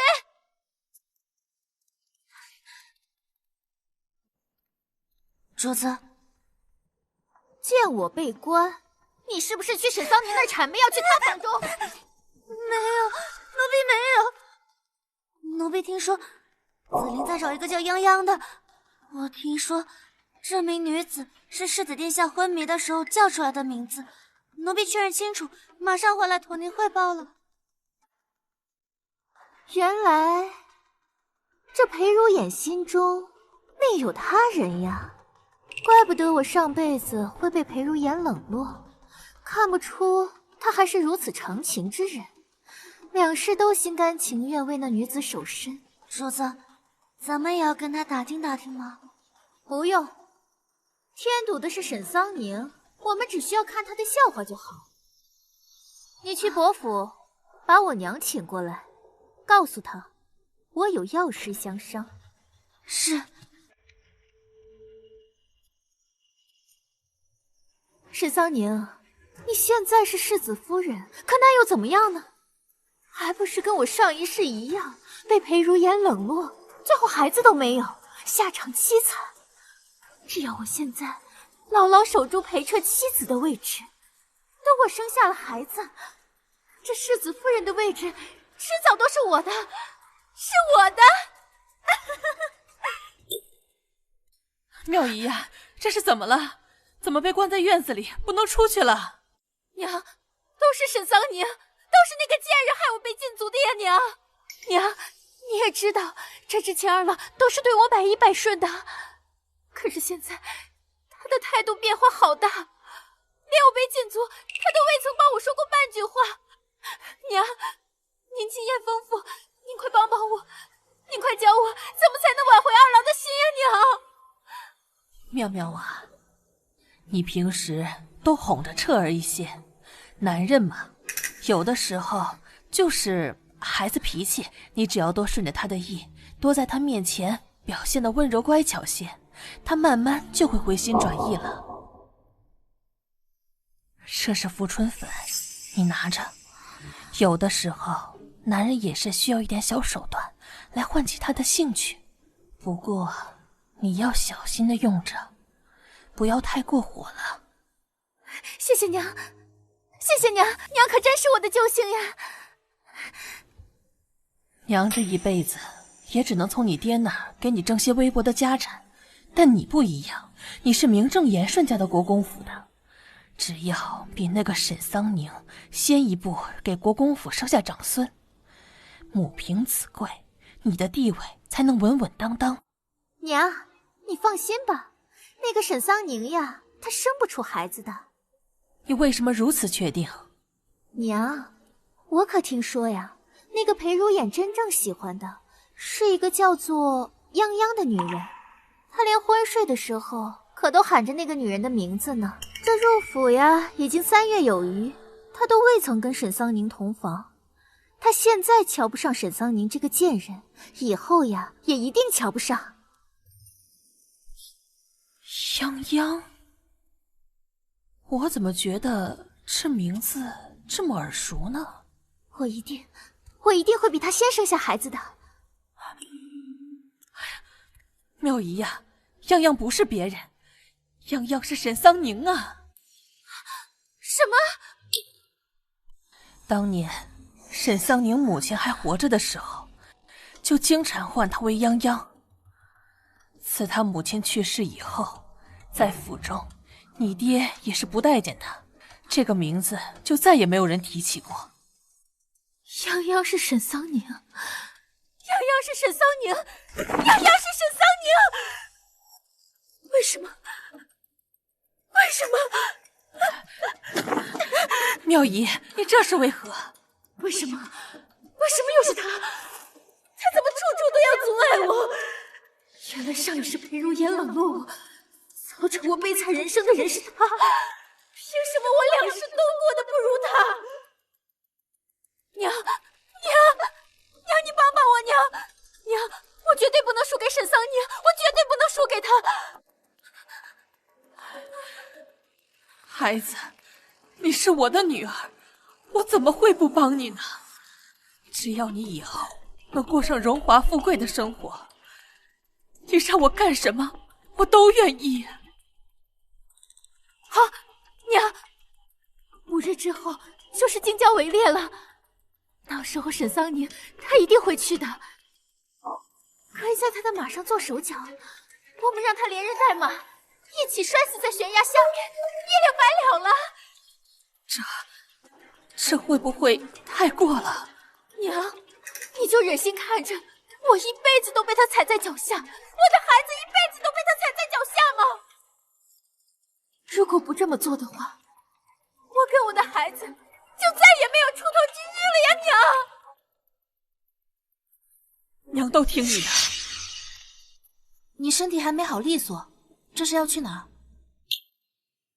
围猎过2天就要开始了，圣上让我去盯着点，避免发生意外。可是你的病还没好，就不能……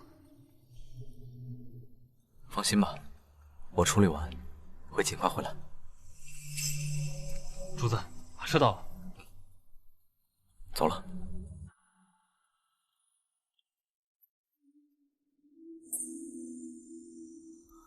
宁宁，世子已经外出处理公务，二弟等他回府之后再来吧。宁宁，我是来找你的。二弟，请注意你的身份，宁宁也是你可以称呼的吗？宁宁，我从上次被砸后，脑海中就一直闪过我们曾经在一起的片段。莫不是把他砸得有了前世记忆？我闭关了几日，想清楚了，是我娶错了人，我娶的不该是沈妙意，而是你。我不知道为什么，你就成为了兄长的妻子。这一切还来得及，我们闭嘴！我听不懂你在说什么。我是你的长嫂，你若是再这样，我可要叫人了。宁宁，你不是我的嫂嫂，你是我的妻子，你是宁宁。裴彻，你要干什么？这府中可都是人，我们是兄嫂关系。宁宁，你现在想不起来没有关系，你信我，我们曾经真的很相爱。上辈子我忽视你太多了，上天给我这个机会，一定是让我弥补错误。我们应该重新开始的。放手！不放！宁宁，我说的都是真的，我们真的在一起过，相爱过。我知道你耳后有一颗痣。裴彻，那只不过是你说服自己的原因罢了。你以为我还是上辈子为你尽心尽力的沈桑宁吗？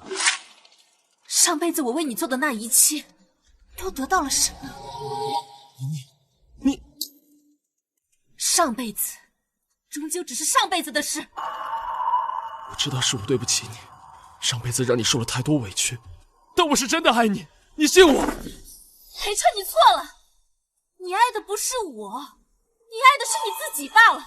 不，你之所以会恢复记忆，过来找我重归于好，不过是因为你觉得沈妙仪给不了你多少的帮助，而你这辈子过得没有上辈子顺风顺水罢了。不是的，宁宁，我是真的爱你，想要弥补从前对你的伤害。宁宁，我知道，我是了解你的，你是爱我的，你不会这么快就忘记我们的感情的，对不对？裴彻，上辈子嫁给你是因为所有人都教导我，丈夫是天，夫妻应该荣辱与共。我应该管理好内宅，应该做一个贤内助，成就丈夫的一番事业。而我为你所做的这一切，都是这个原因。直到我遇到裴如烟，我才知道我跟你之间那根本不是爱。你和我之间的不算爱，那你就认为你和兄长之间是爱吗？裴彻，你听不明白吗？我不爱你，我也不可能跟你重归于好。沈桑宁，你不要太天真了，只有我才是真正爱你的。你以为兄长他真的爱你吗？他心中早就有了别人，他永远不可能爱上你。裴彻，你不要再挑拨离间了。我和夫君的关系很好，也不需要你来指手画脚。请你离开。你放开我！放开我！放开我！你不要以为我在骗你，兄长不爱你的证据就在这里。宁宁，我才是世间最爱你的人，兄长他根本不爱你，你一定是被兄长给骗了。裴彻，你疯了！宁宁，你看，这便是兄长日思夜想之人。我与夫君相识较晚，若早年有心爱之人，实属正常。你也是三妻四妾之人，你有何资格说这些？你别再自我安慰了。这些都是兄长珍藏多年，都是那女子的物品。他每年都会花费大量时间和金钱，专门找人修缮。那都是过去的事情了。你拿这些东西特意给我看，无非不就是想要刺激我吗？无论你说什么，无论你做什么，我都不可能相信的。这香囊便是那女子所赠，即便已经失去了香味，兄长也倍感珍惜。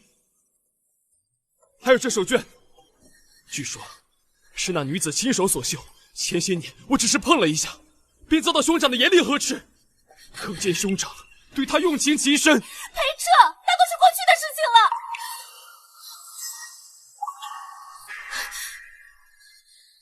这不是我幼年时在金陵缝制的帕子吗？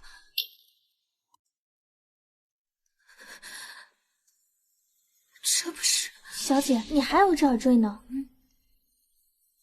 兴许掉哪儿了吧？我的耳环吗？还有这耳环，也是那女子的物品，哪怕仅剩一只，兄长都会仔细收好。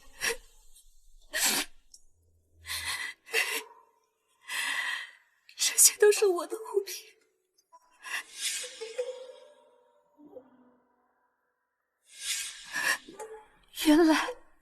原来裴如眼从始至终爱的人都是我。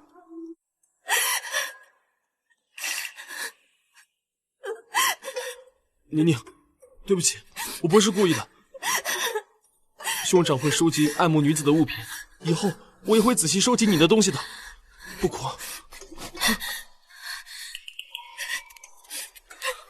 宁宁，你为了兄长竟如此上心，你放心，等你回到我身边，我这辈子一定会让你做全京城最幸福的姑娘。少夫人，子菱，裴如眼呢？我要去见他。我刚想和您说呢，陈叔说这2日狩猎场繁忙，世子就不回来了，到时候直接和夫人在狩猎场相见。好，那就狩猎场相见。我也有重要的事情要跟他说。子菱，狩猎场毕竟风寒大，你去准备些袄和汤婆子，我去马车上等你。好。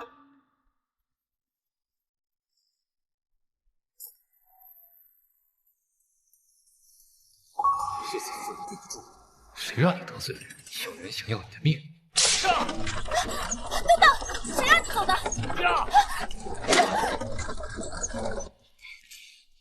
主子，柳夫人说一切顺利。沈桑宁，这次狩猎场你就等着有去无回吧。主子，不好了，我去接夫人，得知夫人被人接走，如今往悬崖去了。什么？珍珠，你去跟少爷说，我有重要的事情，不能参加狩猎了。等狩猎结束后，我主动请罪。刚刚夫人还在呢，怎么一转眼就不见了？你是怎么做守卫的？已经派人快马加鞭通知世子了。怎么回事？沈桑宁出什么事了？有人冒充马夫，将少夫人带走了。什么？往哪个方向去了？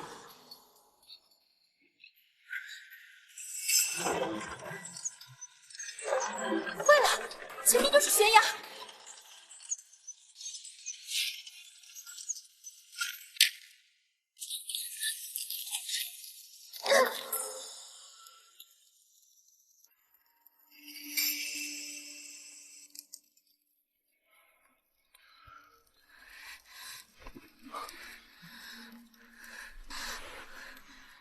夫君，你怎么会在这儿？不知道什么人在你的马车上动了手脚，你的马车失控了。我得到消息看来，幸好没有驶向悬崖。我们掉到山洞里了。不过你放心，我已经放出信号弹，明日陈叔就会带人来救我们。夫君，你又救了我一次。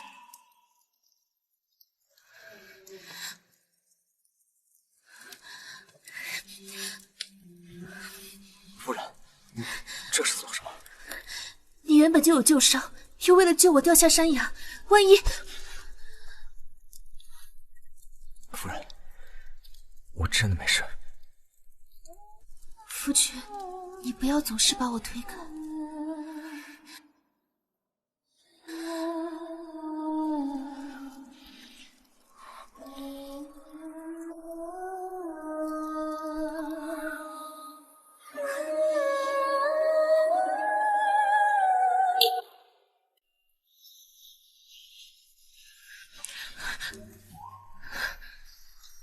我们不能，这是2个相爱之人才能做的事。夫君，你看，他一个在盒子里，多孤单啊！一对才好。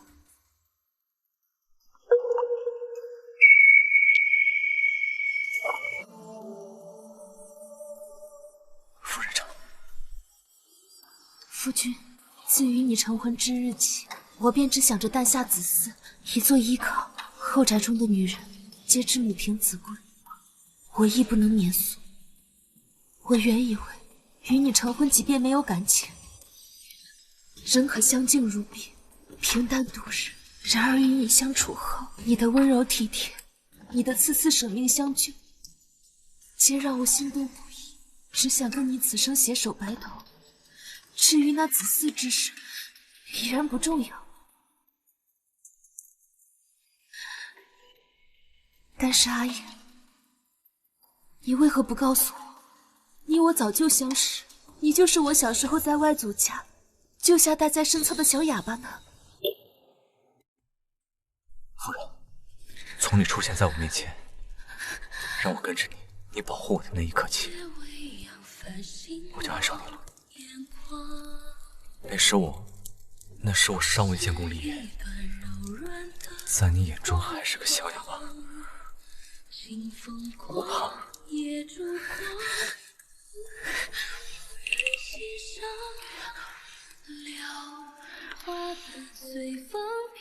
哎呀，我俩是两情相悦，并非你一个人独自暗恋。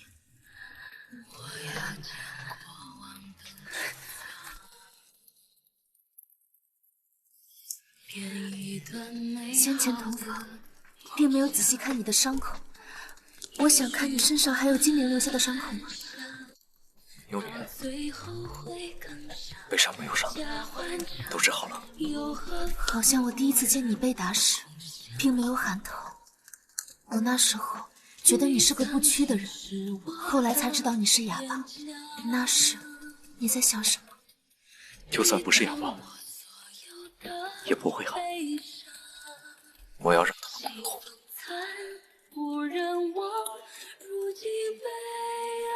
这个呢？当时你喊疼了。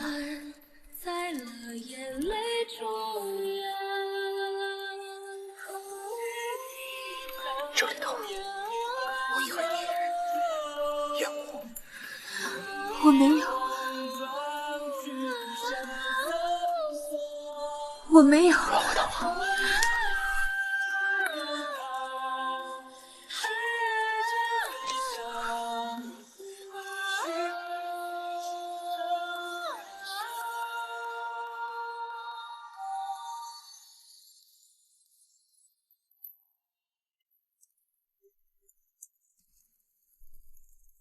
你为什么喊我泱泱啊？我不能换吗？夫人的小字。你怎么知道我的小字？你干嘛？夫人幼年不是告诉我，这是岳母从小唤你的名字吗？我有说过吗？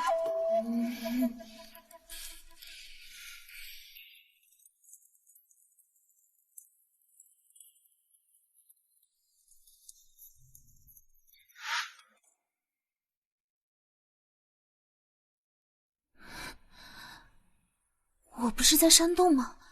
怎么在新婚夜？这是做梦吗？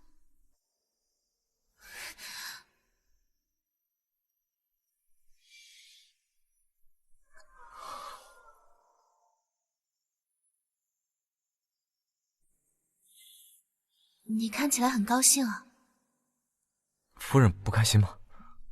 我还好。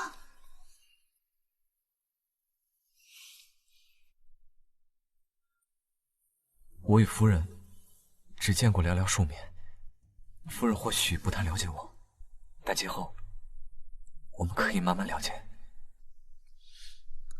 夫人嫁给我，不用顾虑太多，你想做什么，喜欢做什么，我都不会阻拦。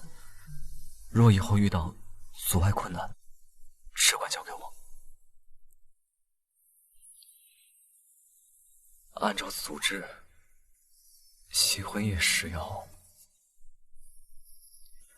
但是你我二人还不相熟，夫人。我愿意。你愿意？那你心悦于我吗？这时候纯情的裴如也真好玩，又正经又好欺负，还要装深沉。我心悦夫人，此生绝不拿尔妾。那我们熄灯，开始吧。等一下。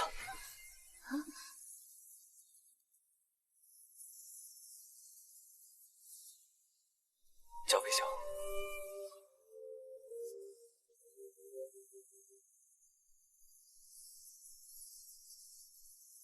好了。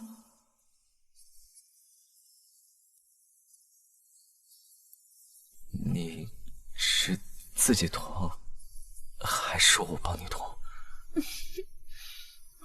先亲脸。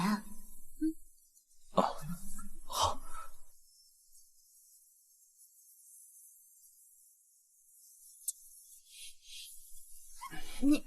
你不会还要我教你吧？教？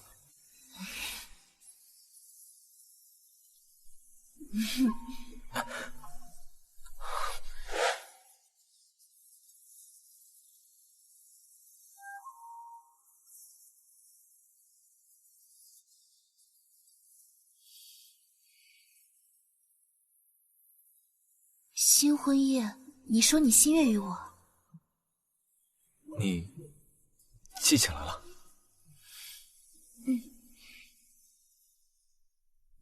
世子、夫人，你们是否在洞中？陈叔来了，走。陈叔，昨天那匹马还有那个马夫，立刻派人调查清楚。世子放心，我定会仔细查的。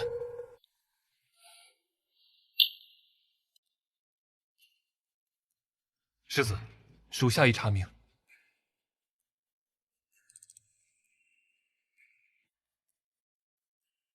那马夫一经拷打，全都招了。是二夫人的母亲柳姨娘指使他这么做的，目的就是要少夫人的性命。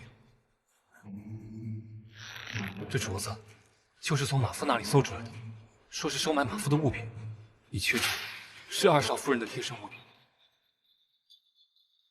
二少夫人谋害世子夫人，证据确凿，目无法纪，押送监牢。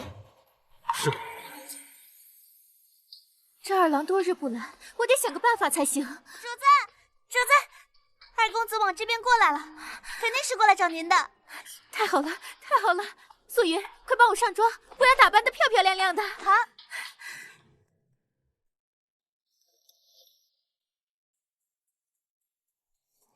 主子，您这般模样，二公子肯定会被你迷住的。二郎，今天我定要让你回心转意。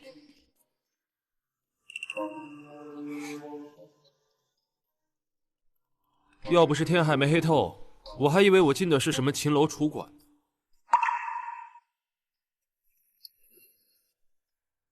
不管怎么说，你我都是夫妻，贬低我对你有什么好处？二郎，闭嘴！凭什么喊我？恶心！那我就喊你夫君。为什么要伤害宁宁，置她于死地？你在说什么？我听。还装！沈妙仪，你这是做什么？你我夫妻，我留你过一夜，这在情理之中吧？你竟然还妄想我与你同寝！今晚，我只想要一个孩子，我以后都不会再纠缠你了。我知道你讨厌我，二郎，我只是想要一个孩子。你刚才撒的是什么？覆唇粉呀！二郎，你今晚只能与我同寝了。滚！海彻，你是不是喜欢沈桑宁那个女人了？你是不是要替她守身如玉？与你何干？喝水有用的话，还用药干嘛？你到现在都想着沈桑宁，我告诉你，她到死都是裴如眼的妻子，是你的长嫂。宁愿自伤自己，都不愿意碰我，为什么？马夫已经招供了，你和你母亲就在牢中相聚吧。二郎，海彻，你就这样厌恶我吗？梁氏，梁氏，我都是被丈夫厌弃的女人。沈桑宁，为什么所有人都围着你转？为什么你没有被摔死？为什么我想要的最后都是你的？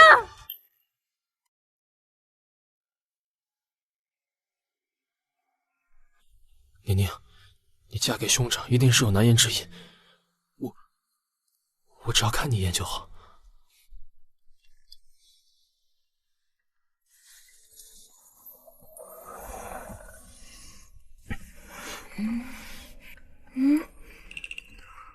我吵醒你了。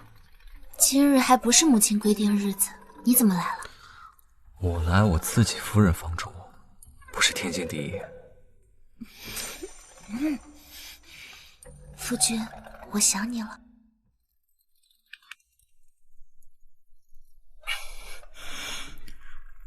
要不，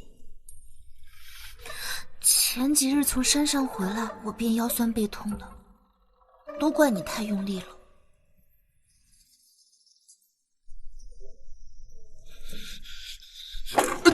哎，来人！世子，有刺客吗？没有，跪下。裴彻，他有病吧？怎么还敢听强讲？跪下。裴彻，你不打算给我一个解释吗？兄长，不是你想的那样。其实，我是来找你的。你来找我？从门外这样走进来？这是我不对，是我急着见兄长，我怕您不见我。但是兄长放心，我才过来，其实什么也没听见。这就是你给我的解释吗？兄长，我绝对不会乱说的。你怎么回事？沈妙仪对我使了些手段。你被下药了，直奔我的房中。我只是想让兄长为我做主，我一定休了那毒妇。你不该去解决你自己的问题吗？你的后院里面不缺你心爱的。兄长，我不愿意因为算计而做那种事。裴彻，这句话真不像从你嘴里说出来的。兄长，我有些不舒服，先回去了。今夜之事，你倘若敢说出去半个字，兄长放心。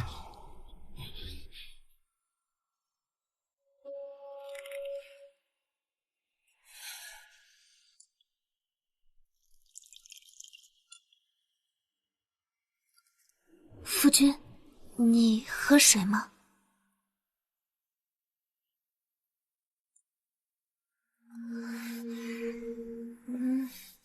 夫君，我发誓，我真的不知道裴彻在发什么神经。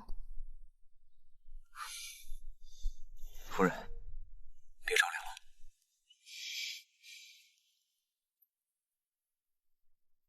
夫人，你这么好，我可舍不得让别人看见一眼。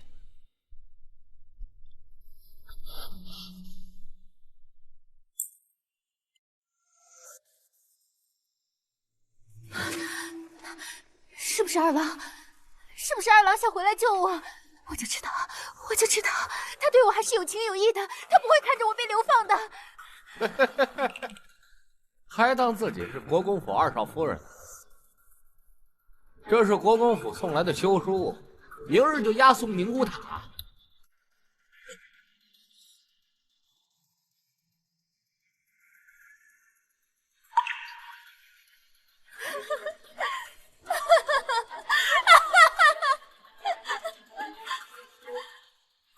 娘，我这两世都做错了吗？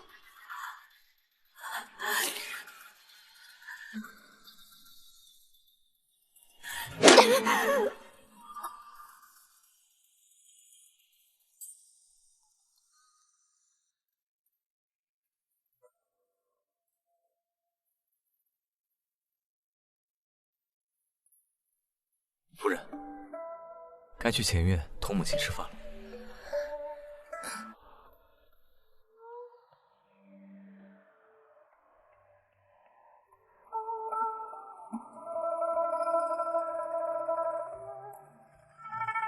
沈妙仪收到裴彻的休书后，就在牢中撞墙自尽了。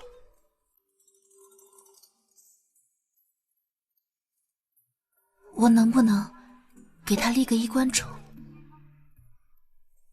沈妙仪对你痛下杀手，你还想给她利益关注？她从小就被柳姨娘灌输要处处和我做比较，跟我争强，一定要过得比我好的观念。她的思想就一直这样被禁锢着，所以她会做这些事，也不完全是她自己的原因。你就是我的姐姐。你跟他说那么多做什么？妙妙，你要记住，他是你的敌人，他身上流着商贾的血，是上不了台面的。你只有比他好，娘才能过得好。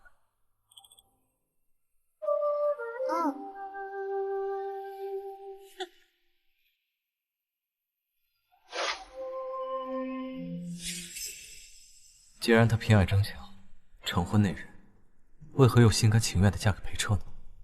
谁知道呢？兴许他试过了呢。今生与前世相比，已然天翻地覆。上辈子裴如眼早早离世，而如今，他好好的站在我面前。倘若你没有娶我，会怎样？我怕会抑郁而终。他上辈子郁郁而终，就是因为我们的错过。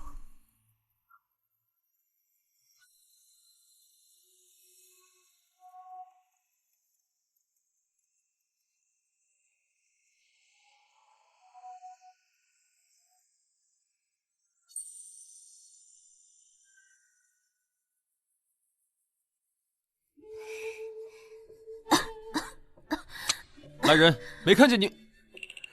嫂嫂冷吗？还不快拿汤婆子来！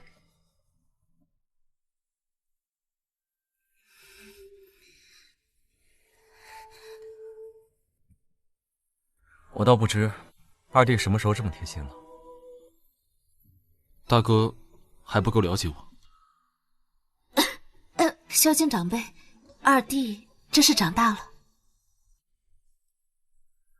明明妮妮是我的妻子，凭什么是兄长在她身边举止亲密？看着你们夫妻俩恩爱和睦，我也放心了。好阵子没有这样一家人团聚了，往后的日子一定要同心同德，再不能让任何事端破坏家庭和睦了。夫人，我来帮你拿上。二弟，如今你这般年岁，也该为自己担责了。我在军中为你疏通了不少关系，你出去历练，在外面闯荡几年，见见世面，到时候回来凭自己的本事，在朝中谋个一官半职，将来分府自立门户，也算是为母亲分忧解难。兄长，我不愿离开，我本来就没什么大志向，在家中挺好的。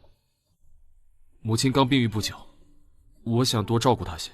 彻儿真是长大了，但燕儿说的不无道理，你总归是要自立门户的，能见见世面，学学本事，将来我也能少为你操心。母亲，夫人，你是不是吃坏东西了？来人，快叫府医过来！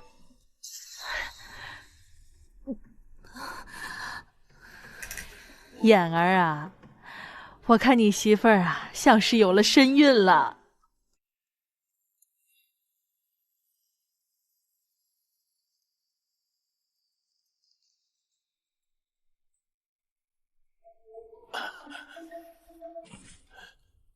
恭喜老夫人，恭喜世子，少夫人确实是有了身孕。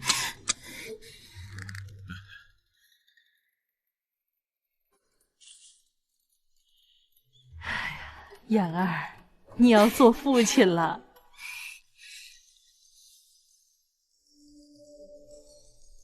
没关系，今生不做丈夫，我也可以保护妮妮。兄长，我愿意出去历练，保护家里人。